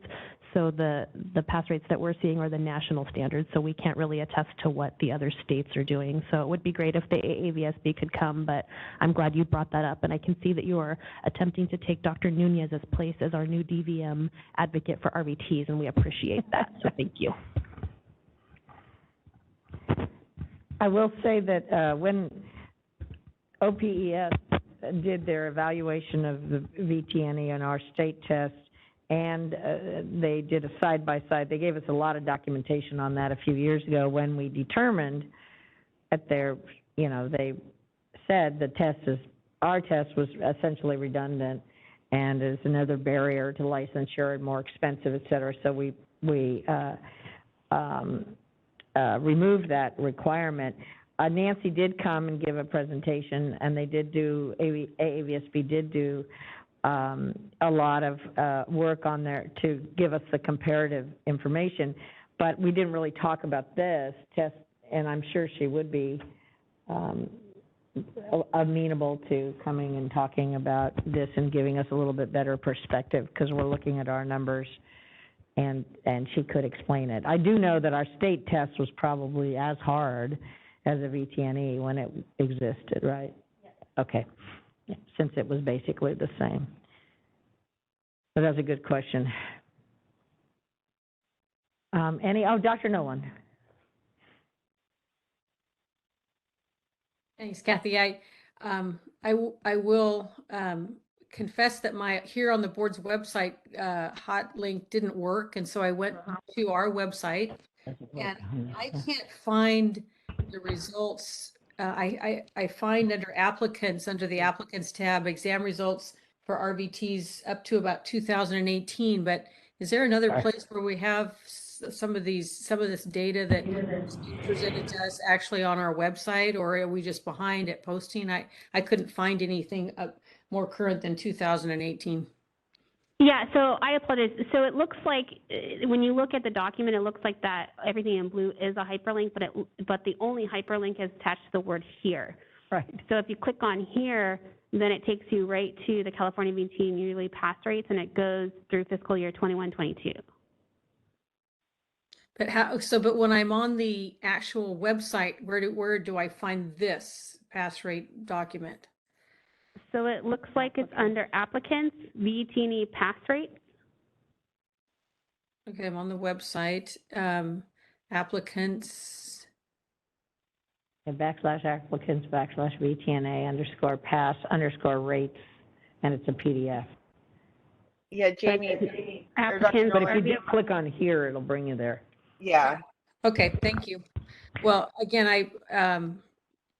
if I was just, of course, I am just sort of a public person, but anyway, when it comes to websites, but it doesn't seem as obvious as maybe it could be. Okay. So we can look on that and see if there's a way to better link it from the main website so they can easily access it.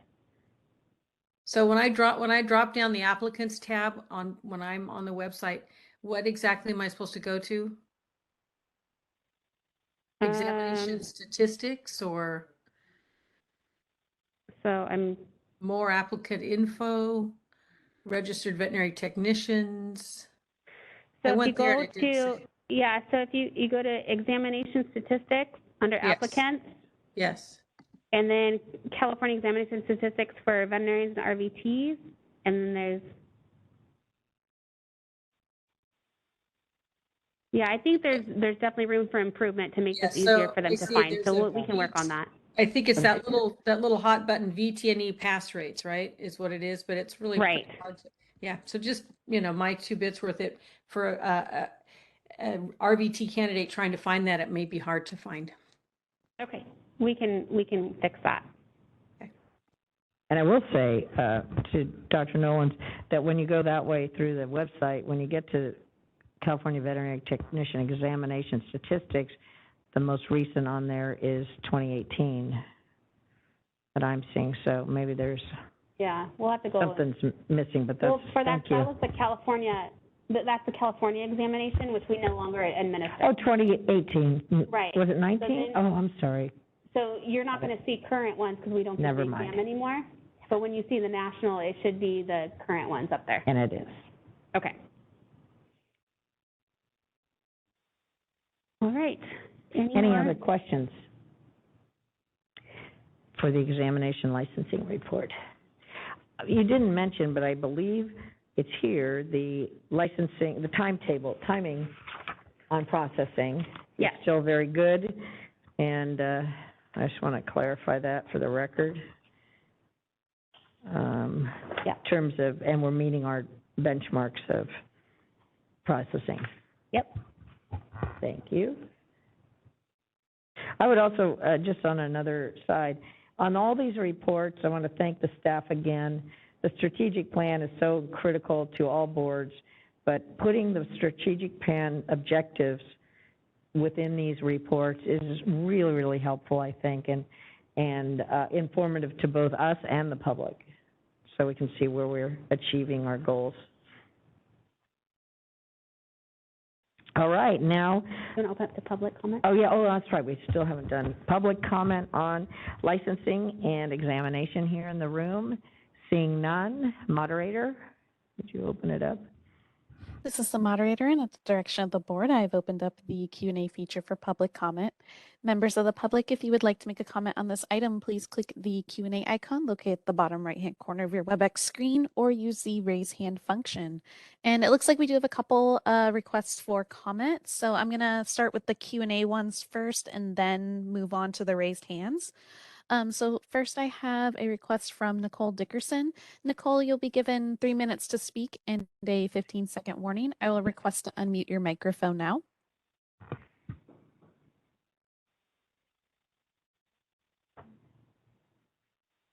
Okay. Right, and you are unmuted. Okay, great. Thank you.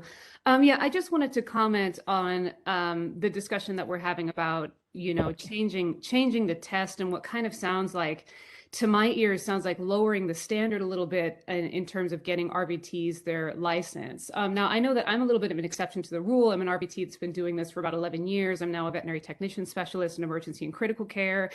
But I see the barriers to licensure are different than just the test. I think it's also the fact that we have veterinary technicians that are in inconsistent programs. There's inconsistent training that's at the clinics.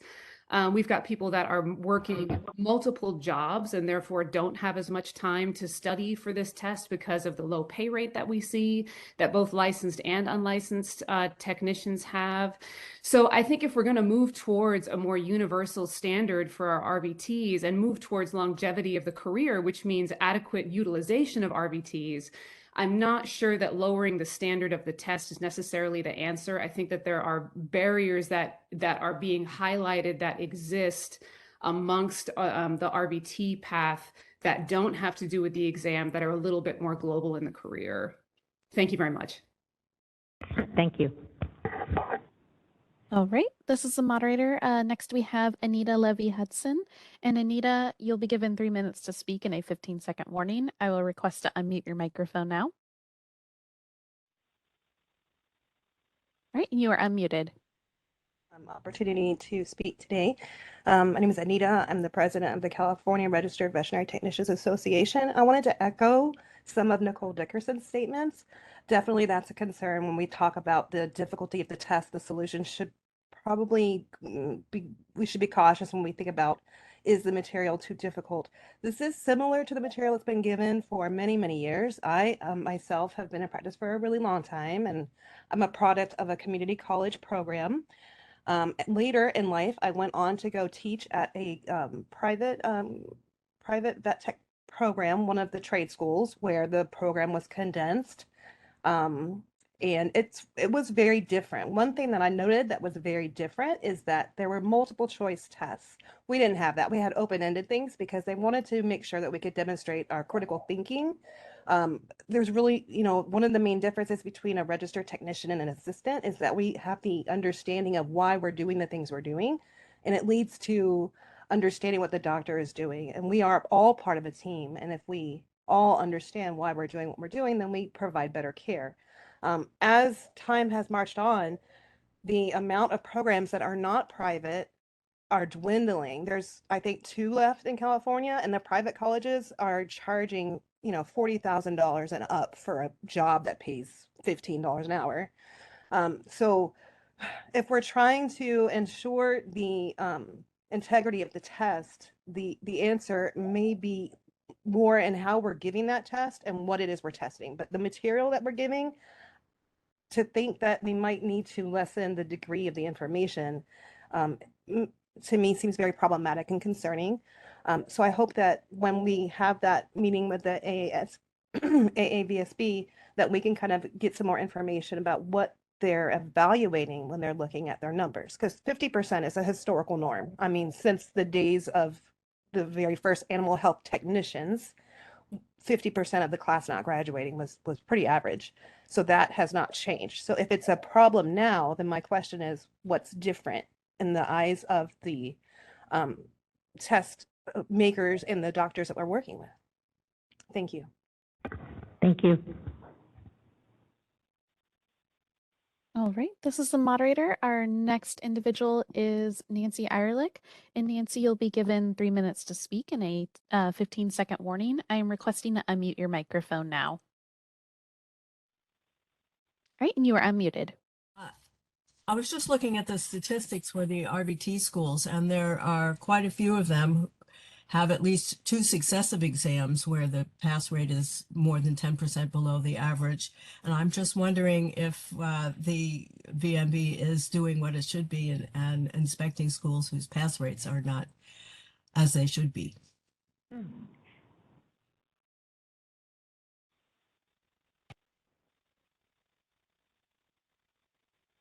All right, this is the moderator. Appears that was our last request for public comment. Would you like me to close the Q&A panel? Yes, please, thank you. And I think I just would like to, since we've had this discussion, clarify that I don't believe anybody on the board in any way was talking or even considering lowering the standards on the test. It was just an observation about the testing passage rates and looking for more information. Dr. Bradbury, you brought it up, but I want to clarify that in no way are we considering, or would we consider lowering any standards. Dr. Bradbury. Yeah, thanks, Kathy. I do just want to clarify, and I appreciate those comments because it does sort of bring a historical component that I was unaware of in terms of this, always being that way. I've only been on the board for 4 years, so I've only seen it since then. And it's not that I am interested in lowering any standards. I think that high standards are important. I just, even if it has always been at 50%, I worry about, I just always want to make sure we're not just ignoring something if, like you were mentioning, that one of you mentioned the multiple choice format and how a test is written. It's not always the content of the test, but how it's written can really affect the ability of some students to pass. But I agree, looking at the VT&E pass rates, some schools have 100% pass rates, even with 12 people taking it, 93%. And then others have, just very, very low pass rates. And so I do think that there's, it's a multifactorial problem. I do see that California is overall 53% on that document. So in any case, I think that those are really important comments, and I appreciate them, but I definitely don't want to lower standards. That's absolutely not what I'm looking for. Thank you. Thank you. Any other board comments or before we move on to the next item? All right, thank you. Next, oh, I'm sorry, Dr. Nolan. Your little yellow hand is blending into the sky above you. No worries. I just wanted to make a mention that there are still quite a few California public, community, and state colleges that are offering these programs. So I feel like it's a little bit of a misrepresentation to say they're all private now. So just wanted to mention that. Thank you. And now I turn to Jennifer. I just wanted to comment as well. We do, as Dr. Nolan said, have several private community college and community college programs. I will say, because I work with one community college and I'm on advisory for other programs, that the programs are struggling right now to retain faculty.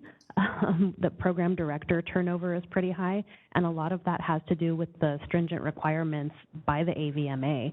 And as far as I know, we don't have any representation on the CVTEA, which is the committee of the AVMA that sets the requirements, I think, anywhere on the West Coast. So that's just another thing to consider as everybody's trying to apply for positions in which they don't get paid. We really appreciate someone applying for the committee. But as far as the RVT shortage, the DVM shortage, the staff shortage in the veterinary profession in general, the programs are struggling just as much. So again, that's not something we can do at the board level, but it is something to be aware of. And a lot of students are enrolling in community colleges, and the programs are so impacted that they would want to go to some of the trade schools. There's value in both programs, the different types of programs. It is costly, but they get through the programs more quickly. Not everybody can afford the money to go through a trade program. Not everybody can afford the time it takes to get through a community college program. So just want to point out that students are struggling no matter what programs are struggling. For all of the RVT program directors out there, just like I said to Jessica, we appreciate you. Please don't leave us. Everybody is just doing the best they can right now. So I'm glad that we are calling attention to the issue. Thank you. That's an interesting point about the AVMA committee. And since Dr. Sullivan is one of the leaders of the AVMA, maybe he can help us with recruiting. Thank you. It's been a good discussion. I'm looking, I just see no hands on the screen and no one here. All right, so now we're into item 18C, the enforcement team with Rob, Patty, and Matt. And I see Patty in the back there.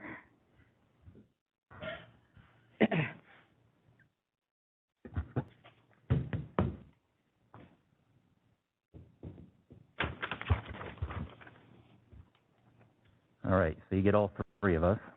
Yay. It's fun.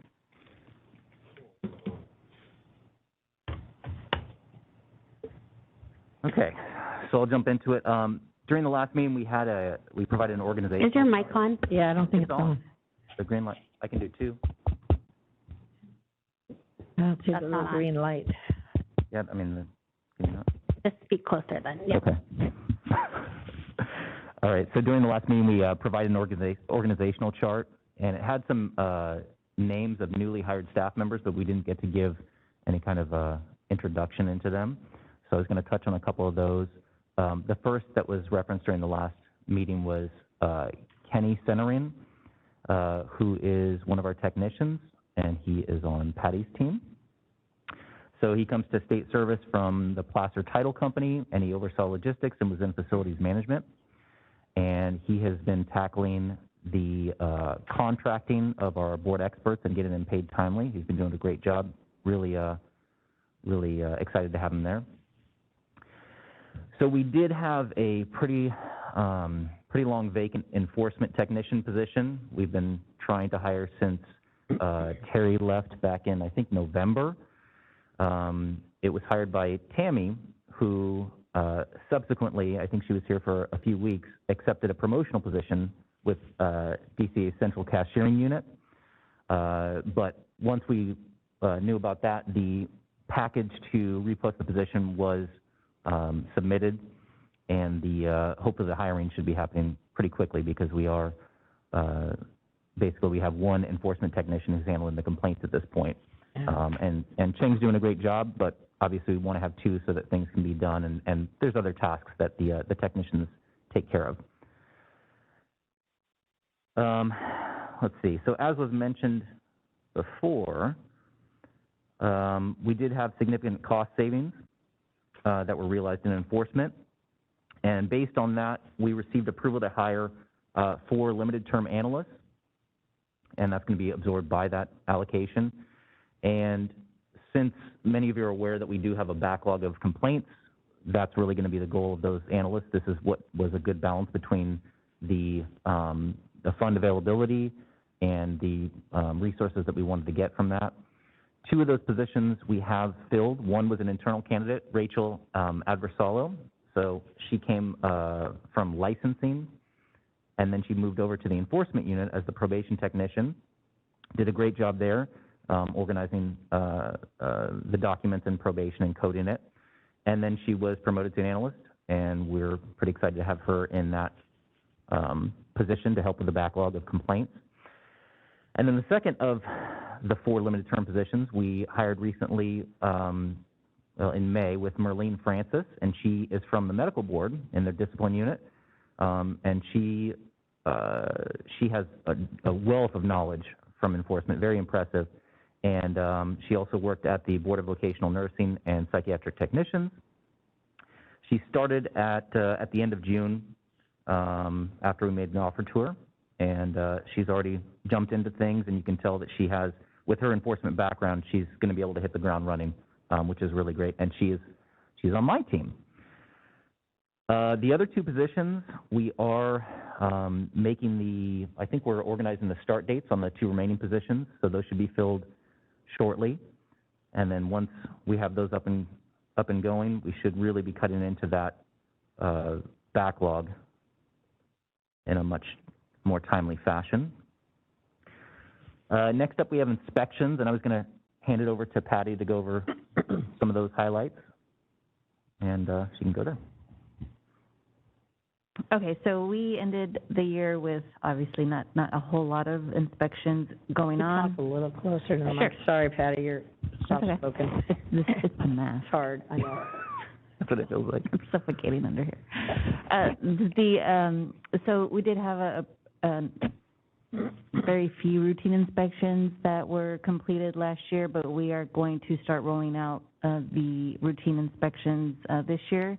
So we started doing that this month, and we don't have that many inspectors right now. So, but we do anticipate seeing these numbers, going up, and we're going to start rolling out just a few to the inspectors, a few at a time every month, so as not to overwhelm the staff, because the problem isn't getting the inspections done. It's all the work that comes after that. So we did have a little over 30 complaint-related inspections that we did last year, and we will continue to see that number go up. We did issue a few citations last year as a direct result of these inspections. And more importantly, we just found out that we did receive this significant grant to develop this much-anticipated inspector app. So, Jessica, I don't know if you want to talk more about that. Yeah, so, and I kind of hinted that something was in the works at the last board meeting, but I was sworn to secrecy, so I couldn't go into it. But we were hoping to get this mobile app inspection started last year, and unfortunately, due to resources, we weren't able to get that because OAS is so slammed with, and they're having the same resource issues as everybody else is.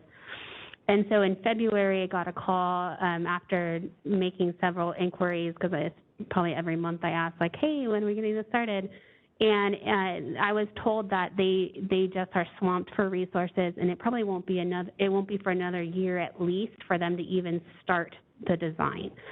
And so when I asked for other alternatives, they had said that, well, we can go out and contract for individuals, but that's going to significantly increase the cost. But they would be able to start working on it immediately. But we don't have the funding to do that. And so when I asked for anything else, they're like, well, there's this other option that it's kind of a long shot though, but there was this fund that the governor created that put $25 million to CDT for state systems to help innovate their processes. And the concern when they had originally, OAS had reached out to CDT this year was that they just provided funding for a prior, I think it was speech pathology, got some money from this grant last year. And so CDT said, well, you probably should give someone else a shot because they were thinking that DCA is one entity. And so he said that it doesn't sound good that they would likely grant something to DCA again, but it was worth trying. And so OIS really took the lead on writing the grant, the application, and submitting it. And we did our best to make the argument that although we are one department, we have several boards and bureaus and programs under DCA that are semi-autonomous, and we really should be treated as individuals and not as one big whole family. So with that, our application got approved to go through what they call a pitch day, where it really, I think of anyone who's seen Shark Tank, it's kind of similar to that, because we were given 11 minutes to tell them why we deserve $600,000 to do this. And so to prepare for it, we had a team. It was me and a representative from Barbara Cosmo, and from the dental board. We had to go through a whole workshop of how to create a pitch, a PowerPoint presentation to make it not so much about the numbers and the productivity that we can do, but really humanize it and say how this will improve the lives of our staff, of our licensees who get inspected, and our inspectors themselves. And so we had to develop this presentation with each person in mind and really paint the picture of who they are and how our processes directly impact their lives now, and how if we were to get this mobile application, how it could streamline it for everybody involved. So after we participated in that workshop, we had a couple more, we went to work and created the whole presentation, and then we did a couple test runs, and then we did our pitch, and it seemed to go well, but we hadn't heard anything until we got an email recently to set up what they call a readiness meeting, and we hadn't heard yet if we were given the grant or not, but during that meeting, they had said that we were going to receive the $600,000, and so they were talking about the next steps that are involved, which includes there's a lot of milestones that we'll have to hit. The goal is for the mobile application to be done and ready within a year, and so that's a huge win for the board and the DCA program to have inspections. So that's it with that inspection app. Before you continue, I just want to highlight, because Jessica says all these things calmly as if they're everyday things, and this is an enormous success story for the staff, and Jessica, I know you were spearheading it. You're always looking for ways to, if they shut one door, you say, oh, what about over here? This door looks like it's open a crack. And for you guys to do that presentation, to buck all the odds and be successful, which is going to expedite getting this application produced and in the field so much faster, and which is going to allow more inspections, more efficiency, and all the rest, is huge. It's really, and you do that in the middle of all your regular work. And I know all the staff, a lot of the staff were part of this too, your Shark Tank situation. But I just want to compliment you, because really, seriously, this is huge. We would we could still be sitting years later without some sort of an app and everybody doing it by paper. And you really took the reins and rode right through it. So again, to the rest of the staff as well, I just wanted to add that because it's so amazing that you got this. Dr. Bradbury. Oh, Dr. Bradbury, sorry. Yeah, I just want to echo that. I was so impressed with the discussion. I remember talking about it and being like, wow, I wish I could have seen it, because it did sound like a Shark Tank presentation, and you won. So yay, you won the show. So good job to all of you. I think it's really encouraging, and I am excited about it. So thank you. And I just have to give kudos really to OAS and to the people who also from Dental Board and from Barbara Cosmo, because part of the pitch that I missed was not only the personalized parts of who we're going to help, but also why invest in our team. And so we explained that all of us have worked together for over 10 years, and we all were very much involved in the creation of Breeze, and our boards were successful in the launching of Breeze when I was at optometry. And so we really told them that we've been through the ringer together. We're a strong team. We are quick problem solvers, and we really look to improve processes. So it's really too that they believed in the team to do it. And so I just need to give kudos to them for sure. Absolutely. Absolutely. And for public health and consumer protection, it's huge with those three boards. Thank you. And you said 1 year out approximately to start beta testing. From when they, sounds like they're still selecting a vendor, going through that process? Yeah, so we do have a vendor already in mind, and it's through Acela because they already have this app through cannabis control. They're using this application for their inspection, so we know it's something that works. And so right now, OAS is taking the lead to go through the procurement process to get that contract in place, and then we'll start with the design and meeting through there.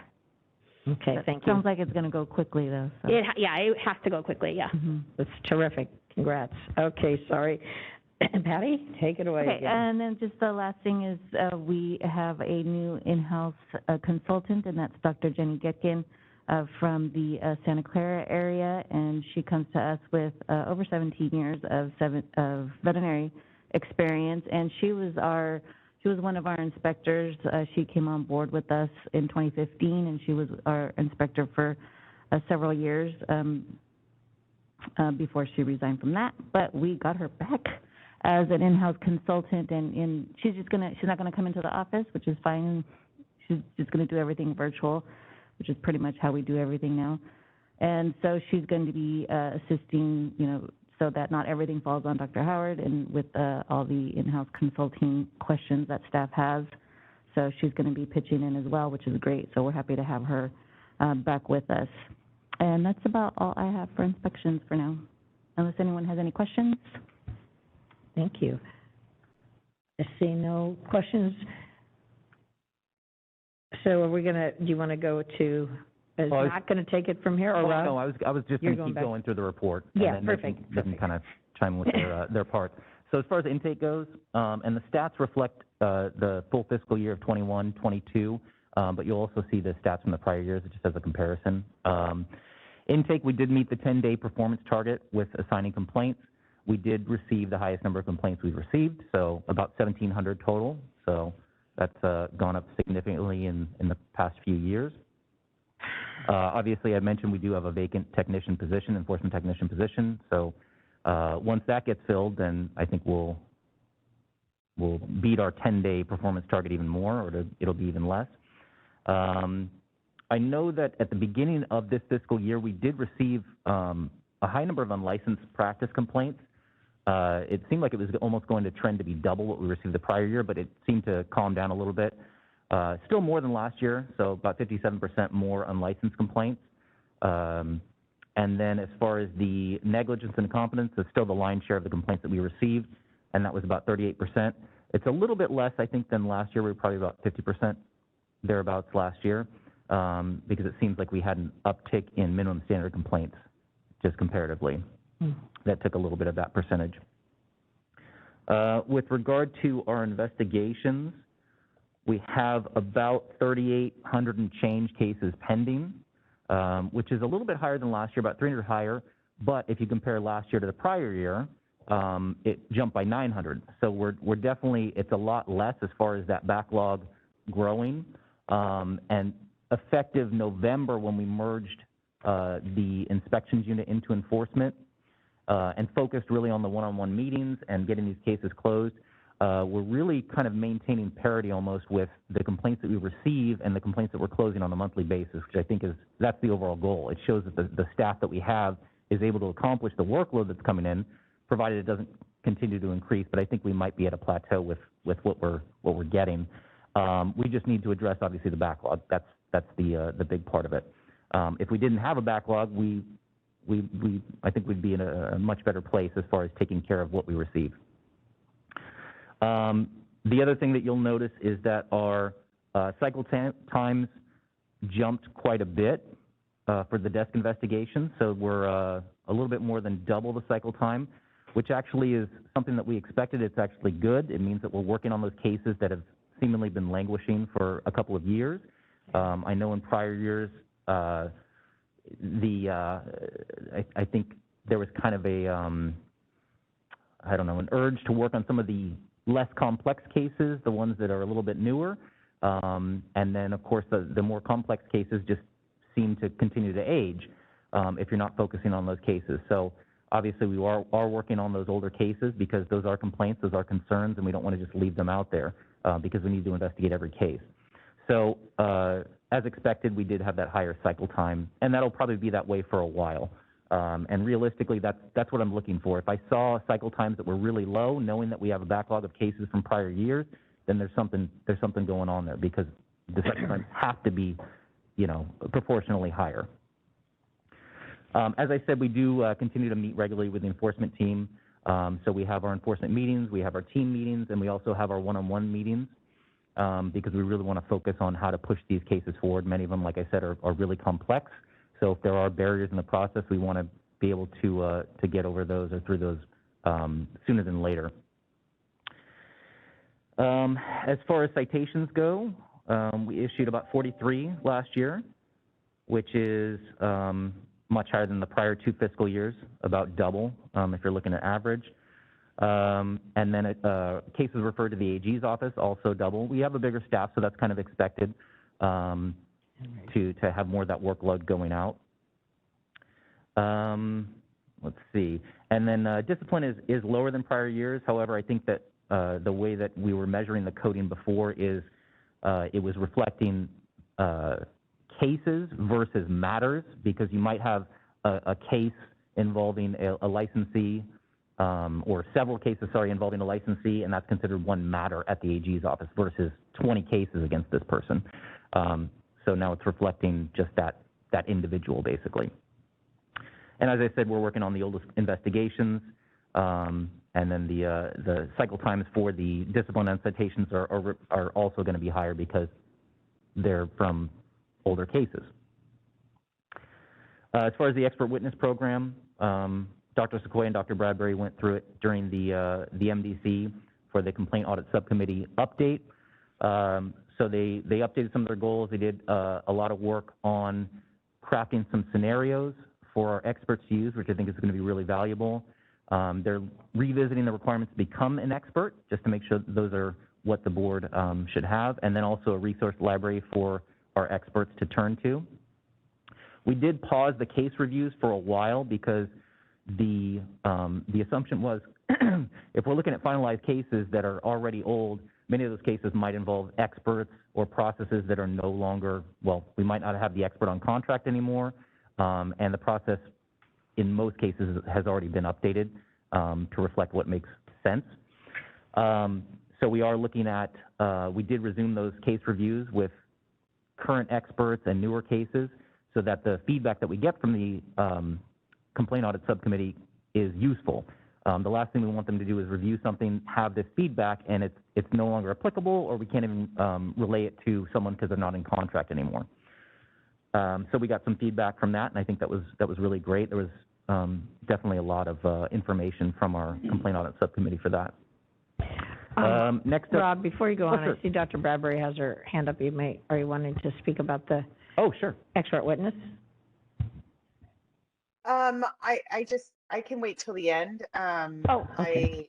I can wait till the end. It's more about the statistics and everything, so I'll wait. Oh, okay. All right, fine. Thank you. I Sorry. just wanted to make sure it was. Okay, and then I'll let Matt touch on probation. Hey, everybody. Thanks, Rob. So just a couple things for probation for you guys. This report, currently we have 101 pending enforcement complaints against 35 of the probationers, of which there's 59 total right now. Since the last report, we had 10 complete probation and 2 begin probations. That's how we got to that number. We have some updates in processes. The probation unit's going to be overseeing and processing all reinstatement petitions just to help streamline the process.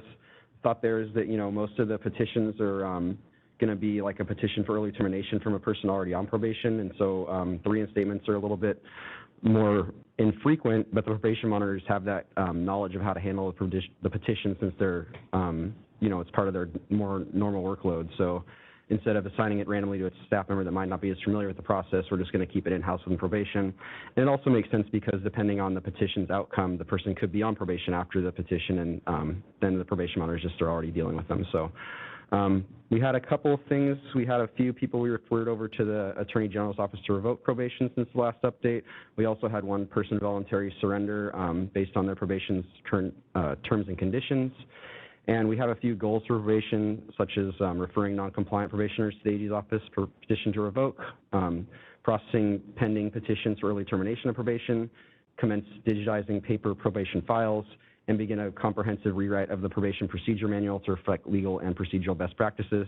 And then one more kind of just, I would say, of a longer term goal that we have is with the 2 probation monitors, it's been a little bit easier on us to make sure that we're investigating the complaints against the probationers before their probation terms come up naturally, just to make sure that there's nothing that we should be concerned about and the person gets off probation before we have a chance to address it. So that, I think, is a really big point that I've been reinforcing with the probation unit as a whole, and I think they understand it, and it's working a lot better for us with that, having 2 probation monitors. So But that's pretty much it we have for this report for that, so.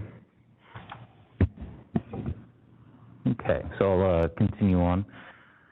There's some updated costs for the civil suit for the San Francisco SPCA. So we're at about $25,000 for Attorney General costs so far. And then you can see the mail vote results, and I should clarify that for the petitions, it says adopt/confirm, but that's basically the board members confirming basically what the decision, that it captured what the board discussed during closed session, not necessarily the votes that were in closed session.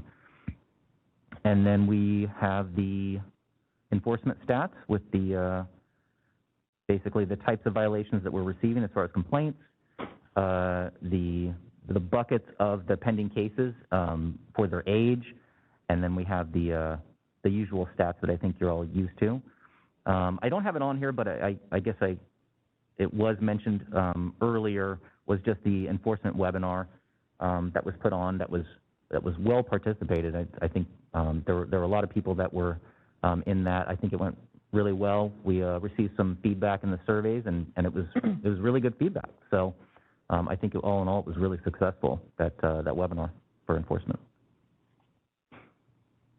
And then Thank I'll you. take the questions. All right, I'll Dr. Bradbury for. All right, thanks, guys. We do know you're working really hard, and thanks for putting this all together. My major question is about the Attorney General cases and closures. So the second to last sort of section of the statistics chart where it says Attorney General cases closures. So last year, so 1920 closed with discipline was 46, 2021 closed with discipline is 74. It looks like our year, since this is the full year, is only 6, and everything is pending at the AG's office. So I'm just, do you have any insight on what's happening there, or why those numbers look so off? Right. So that was what I was kind of touching on earlier. It's basically the prior years it was counting cases entirely, and I know for 2020 and 2021 there were 2 matters, so I guess 2 respondents, and they each had a lot of cases. Probably it would have been more than half. So the way it's reflecting now with the year-to-date is it's reflecting the actual matter. So if there's one respondent who has 12 cases, that's still going to count as a 1 to record it.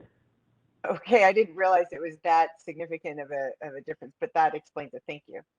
Yeah, I think it's definitely not uncommon for us to refer cases over to the AG's office, and there's multiple complaints that are tied to that central matter. Yeah, and that respondent. Thank you. That was a good question. So I'm sorry. One last thing about that. Yeah, so I was just going to ask if you had more. Sorry. So would you say, Rob, that we're basically, this is all kind of going as usual? There isn't, some a difference, because it also just kind of seems like the pending cases have increased. Right. So I think so, and I think like I was mentioning earlier, in November, that's when we really started to see the jump in the case closures. So we had a few months into this year where it seemed more static, but once we started focusing differently as far as our one-on-ones with staff, and then we merged inspections with enforcement, we saw a jump in those case closures, and it's continued since then, which is great. Because that's the goal. And I think if we had that for the entire year, the amount of complaints that we received probably would have been right in line with the complaints that were closed. So basically showing that, we have the right amount of staff for the complaints that we're receiving. We were a little bit less. I think I said it was about 300, but since we started to have that increase in November, it wasn't the same as it was from 1920 to 2021, which was about a 900 case increase in the pending backlog. So it was a much smaller one, but yeah, I think if we had, if this had started happening in July of last year, and we had, let's say, merged, fully merged inspections over and seen those closures at that time, then we would have, that 300 difference would have been eliminated. That's great that that's improved. I actually, I think you guys, I can see some improvement here in your guys' statistics on that aspect. I was talking more about the Attorney General cases. Again, now the third from the bottom, it's like pending at the AG. In July, sorry. In July there was 47, and it looks like there's just very little action going on at the AG's office this year, and I guess it may just be the way that this looks, but it just seems like there's not a lot happening there. It really depends on what we're running into, and especially if we're working on older cases. You know, a case, if let's say it's several years old, and if there's not a pattern of repeat violations, depending on what the violations are from that case that's several years old, maybe at that time it would have warranted transmittal, but when we're looking at it at this time, we have kind of mitigation built in if it hasn't repeated. So if it's enough to mitigate transmitting that over to the AG and, let's say, resulting in the citation, which I know I mentioned increased, then we're gonna go with the citation because that's what's applicable and appropriate for consumer protection. Obviously, if we do have an older case and it's pretty egregious, you know, and it's several years old and it still warrants transmittal, then we'll do that. But I think that since we are focusing on those older cases, if there isn't that pattern to where we've got, you know, 5 years ago this violation happened, then 3 years ago against that same person the similar violation happened, and 1 year ago the same thing happened, then we're showing a pattern that this wasn't a one-off that happened 5 years ago. Whereas if it is a one-off, that's, you know, there's a chance that mitigation or mitigates it from going to the AG's office. So it still did increase a little bit. It looks like the pending went from July to June, so basically in a year from 47 to 76. But I understand what you're saying because prior years it was higher, but I think that that's something that would factor into it. Is just the time and the timing of these complaints. I'm not going to keep beating this horse here, as that's a terrible analogy by the vet med board, I guess. But I really was just wondering, is there some holdup at the AG's office? Are you seeing? Because in the past they were kind of moving through things, like it seemed like things were going really well there, but maybe I'm just overreading this, but it just seems like the AG's office, things are not moving forward as they had been over this past year. Is anyone else seeing that, or am I looking at this wrong? Because Rob, you're talking about what you guys are doing, and I appreciate that. I appreciate the clarification, but I still see that it seems like there's a lot just sitting at the AG's office that you've already transmitted. So that was my question, but I guess you're probably not the person to answer that anyway, but I'm more, that was my concern. Well, I mean, I can definitely touch on it just based on my experience with that because, you know, our analysts are going to be on top of their cases at the AG's office. And I know that we, you know, when it comes to the board's relationship with the AG's office, I know we were one of the slower boards when it comes to a lot of the stats in the past. And I know that that Carl has you know, made a concerted effort to focus on expediting our cases. But that has been communicated to staff to where we don't just transmit something over to the AG's office and kind of say, you know, it's on them. So, you know, whenever this assigned DAG gets to it, that's how long it takes. I know that there are time frames where they have to get an accusation or they have their target time frames where it's, I believe, 90 days. And, you know, we're not one to say, okay, we transmitted it, so I guess we can expect to get an accusation within 90 days. We're following up on that, you know, on a weekly basis because, depending on how busy the DAG is, they might be able to get it back to us in a couple of weeks. And that's what we want. We don't want to be sitting there silently just assuming 90 days is sufficient. So I think when it comes to that, the staff has kind of been instructed to be a little bit of the squeaky wheel when it comes to those transmittals at the AG's office, because, every day that goes by, we're putting off discipline that's going to protect consumers. So from our perspective, I don't think there have been any holdups on the AG's office side. And I think if an analyst said, hey, they're really kind of sitting on their hands, or this DAG is really not getting back to me, in a timely fashion, then that's when it goes to the manager, and the manager has a conversation with our DAG liaison or the FDAG over that particular DAG, or directly with the DAG first. But either way, we're going to address that to make sure that things are being pushed forward and not just sitting there just like, things have done in the past.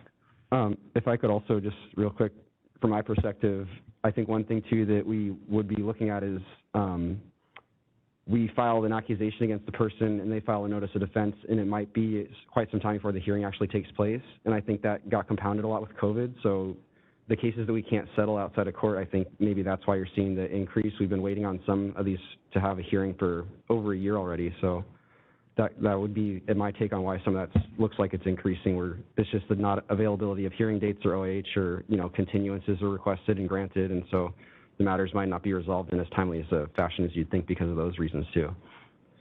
And I think to add to Christina's, Dr. Bradbury's point, I think, and I realize there's slop over in time schedules and dates on these stats, but it's just looking at closed with discipline and without discipline in 2020 and 2021 was about 76. Closed, we're almost finished with 2021 to 22 fiscal year, and it was 9. So 76 to 9, I think, is what she was saying. I know we're still sending cases over, but and it could be because of the way they're falling, the types of cases they are. And obviously, it also could be this number of matters versus respondents, which is what you were referring to before. Right. And the close without discipline is kind of a different figure, too. You really don't want to see that because that means we've transmitted a case over to the AG's office, and for some reason they had to kick it back, so we're not taking discipline. So that means that really we haven't done something right. So we want to have that number as low as possible. And just to clarify too, those are apples and oranges. The 76 and then the 9 that you had said, I don't have them right in front of me, but those the 6 that were on, was it 6 on there? Mm-hmm. That it has multiple cases into one matter. So we don't want to combine. We don't want to say. It's the respondents versus a number of matters against a respondent. Okay, got it. Dr. Nolan, if you're finished, Dr. Bradbury, I'll go to Dr. Nolan. Okay. Great, thank you. And I just wanted to say thank you to all three of you for great reports and all the hard work you do. As Dr. Bradbury said, I think it's really encouraging. I know as a board member, one of the things that is the most kind of angst for us is probably the cases pending. And it's just really good to hear that you're on it and that you're really focused on it as well, and that it creates concern and urgency for you as well. And I did have a question about that. Speaking of that, Rob, it looks like as you said, we seem like we're pretty much caught up with on the day-to-day now. We just have the backlog to deal with. Right. And we're hiring 4 people to try to help, or 4 or 6, I can't remember the number, but 4. Mm-hmm. 4. Okay. So, and they're almost all hired. So this is maybe wishful thinking on my part, but do you have any kind of a goal in mind or an estimate to what percentage of backlog we can catch up with these temporary hires? I know in an alternative universe, we would, get rid of all of them, which I think is probably unlikely. So, but do you have a kind of a goal in mind? I mean, I don't have the numbers with me. I know I did some calculations, and coming up with the 4 staff. Obviously, if we could get more, that'd be great because we could handle that backlog in a quicker fashion. However, with the 4, it is going to help, but it is still. I mean, you're looking at 3,800 cases backlogged, and you can see what we're doing right now with a full staff on a monthly basis. So adding 4, which is a fraction of our full staff, is not necessarily going to have it resolved within a year or 2. It's definitely a longer term, but you know, obviously we have the funds to do it, which is great, and it's going to help. Anything we can do can, you know, is going to help. And I think that we're going to get more efficient with our investigations as well, the current staff and the limited term staff. So I think those numbers are going to naturally rise, but it's not to the level where it's going to be done. Obviously, I would love to have this backlog completely gone, you know, within a few months, but I can definitely say that's not on the horizon unless we just got a whole bunch that could come in and just kind of, you know, take care of it right away. So it's definitely several years to address that backlog, just based on, I think, the calculations that I had. Okay. And then I had another, it looks to me also, and this is maybe more Matt, but if I'm not mistaken, we had over 100 probationers several years ago. So I feel like we're really reducing the number of probationers. And yet, if I am listening to the numbers correctly, we have over 100 incidences or complaints with these 35 of these, almost, well, with half, you know, more than half of these probationers. So my question is, and I'm just guessing, is it a couple of the probationers that have a lot of complaints, or is it spread out 3 per probationer? And are the complaints just something maybe simple as a missed test for some reason, or are the complaints much more egregious, or is it kind of across the board? I mean, I don't know how much I can speak to complaints against each probationer, but it's, you know, more likely that. And with some of them, you know, some of the probationers, when you look at the numbers, we have 11 tolling. So when we're looking at how many complaints we have against the people, we're looking at 48 probationers that are actively practicing in California. So it's more like those 48 probationers would have the bulk, or, you know, of the 35, it's looking at just those 48. And so there are some probationers that have multiple complaints. There are some that have no complaints. It just kind of depends. And just to clarify, Dr. Nolan, the complaints, those aren't potential violations like a missed test. Those are all consumer complaints that have come in. If there's a missed test or a potential probation violation, those are handled through the probation monitors. They have that communication with the probationers. So it's not, the complaints that you see aren't things that happen internally as part of a probation condition that was violated. They're consumer complaints that were filed. Yeah, and I think just to kind of also touch on what Jessica said, in the past, I think there has been some confusion and cases may have been open for missed tests, but we've clarified all that with the probation monitors now. So we're handling those, like as Jessica said, on the probation case, we're sending a probation violation letter allowing for response instead of generating a new case for it.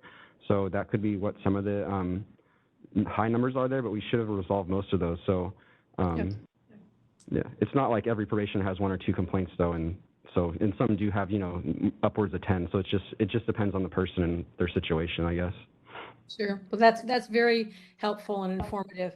And then my last question, I've kind of lost track. I know, Patty, we have a 20% mandate, right, for 20% hospitals, you know, inspected. And obviously there's been a lot of things that have, you know, let that go by the wayside. But do we have a plan? Are we planning to go back to the legislature? Maybe this is a Jessica question. Are we planning to go back and adjust that with the legislature? Or are we planning to try to achieve it at some point? I've kind of lost track of our plan. Yeah, so as you might recall in the past, it was sent to the MDC to take a look at what streamlined processes could be done in the inspection unit, monitor those, and also to make recommendations as far as that inspection percent mandate. And so Jennifer Wade is actually on that subcommittee that's been working on that. They had met with other inspection units with other boards and got a lot of information there. We also got a lot of information when it comes to inspections for what other states do, and found that we are the only state who has that mandate, and that includes nationwide and within DCA. And to have that mandate so high was also unusual. But where we left off with the MDC is that we made all these significant changes to the process. Plus, we also, with the merge and then just the streamlining of inspections. So we had that all recently changed, plus this mobile app that is also supposed to significantly help with the process.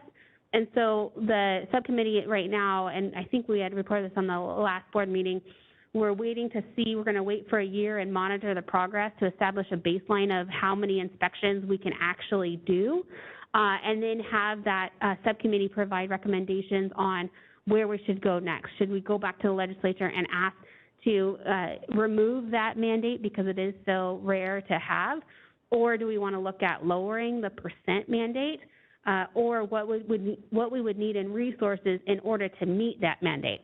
So right now it's more of just waiting to see to establish that baseline of what is realistic. I don't know, Jennifer, if you want to add any more to that. No, you clarified everything perfectly. Dr. Nolan, are you, okay, Dr. Salcido. Yeah, I just wanted to thank the team for a very comprehensive report. It helps me really understand, like what you guys are doing. But looking at it, it's like I see it's quite daunting to look at the numbers of like how many cases you're dealing with, and with the staffing issues and everything. So I think what I'm kind of missing in this report is the progress that you're making. Is there any way that you could include that in your report of like how many cases have been closed, how many cases have been, dealt with, So I don't know how, like, if there are different categories, if there are, cases that are unsubstantiated and basically closed, or you have gone through like a full-length investigation and then it was closed. Because I feel like we need to somewhat also showcase the progress that is being done. So I guess it's just a suggestion. Yeah, I think we can add some of that to the narrative as well. Yeah, I think we can add some narrative, but you can also see in the statistics that we provide that the whole goal of providing those numbers are to show the progress. So just for example, when we were talking, when you said cases closed, if you look on page 7 under desk investigations and you have the number closed, you can see for prior years 625 from 1920, 524 from 2021, and in this last fiscal year it was 1,315 cases that were closed. So there's a significant difference, and if you look at it even closely because it's broken down by months, if you look at July, August, September, October, they were in the single digits as far as being able to close cases, with the highest being 77 in September and October. But once we did that merge, from the units, it jumped up to the triple digits, so now we're into the hundreds of cases that we're able to close each month. So you'll see in the stats, but definitely adding it to the narrative could help as well. Mm-hmm. I'm thinking also just, maybe there are folks like me that numbers don't really make that statement, but since you already created that graph, the bar graph of pending cases, that's really like, showcasing it. So Sure. That's a very good point. And the data is there, and it is because it's so sort of defined, which is terrific. You get a little lost in the weeds, and so it is true that we should highlight it. I have just one question, because Dr. Nolan covered mine mostly, but I just had a general question about the probationers with complaints. I just asked about our process. So if we have a probationer that's getting complaints, these 101, do those complaints get investigated sooner, or are they, because it's a probationer, is already on probation? Yeah. I'm assuming so. I just wanted to make sure. Yeah, definitely. And so those 101 complaints are just basically the caseload for the probation monitors. They handle all the probation and complaints against their own individual probationers. So in some ways, it might look like they have a lower caseload than the analysts because they don't have like the 250 cases that other analysts have, but they have, the probationer and all their terms and conditions deal with in addition to the complaints. And it is a priority to have the complaints. And kind of like I mentioned earlier, our ultimate goal is to make sure that we're not having anyone come off probation naturally while they have outstanding complaints. We want to make sure that we resolve all the complaints before they come to that probation termination date, so that if there was anything that would be, a concern, that we'd have it to you guys to, are we going to extend the probation, revoke the license, do something else before they just get a natural free and clear license again. So, I think that we are prioritizing them, and just within that, we kind of know, even within probation, there's some people on probation who maybe are less, I don't want to say problematic, but just have less issues outside of the probation, while more people might have other, practice issues occurring more regularly. And so we're kind of trying to stay on top of those people, especially because we know that since they're already on probation, that they already maybe have some kind of concern for public safety involved in their practice. And so that's a big, thing for us too. Okay, great. I just wanted to clarify that. I think that is it for questions from the board. And I know we're going to go to public comment now. And after that, hopefully take a 10-minute bio break and while we finish up these other reports, and I think we have an additional. Yeah, so after we return from break 2, we'd like to reopen up public comment for agenda item 8 from yesterday. We had some individuals who'd like to make comment that were not able to do so. So we'll just open it up as soon as we return. So let's open this initial report while it's fresh in everybody's memory to public comment. And seeing none in the room, moderator, would you like to open it up to the online folks? And that's only on the enforcement report. This is the moderator. At the direction of the board, I've opened up the Q&A feature for public comment. Members of the public, if you would like to make a comment on this item, please click the Q&A icon located at the bottom right-hand corner of your WebEx screen, or use the raise hand function. I'll go ahead and pause a moment to allow the public time to access the Q&A panel and submit their requests. Yeah.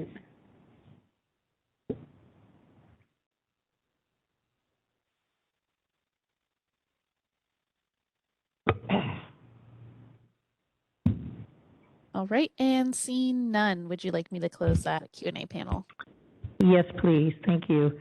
And as we conclude this report, I just want to say one quick thing. Again, thank you to the entire enforcement team. Given the remote working, the pandemic, all the things that we've gone through in the last 2 years, the progress you've made is tremendous. And given, the number of complaints going up every year, you're pros, and we really appreciate it as a board, and I know everyone does, but thank you very much. Thank you all. You're welcome. Thank you. Now let's take a quick 10-minute break, and we'll be back here at a couple of minutes before noon, and then we'll finish up. We have the public comment that's left over from yesterday. We'll finish up with these reports and then probably break for lunch. All right, thank you.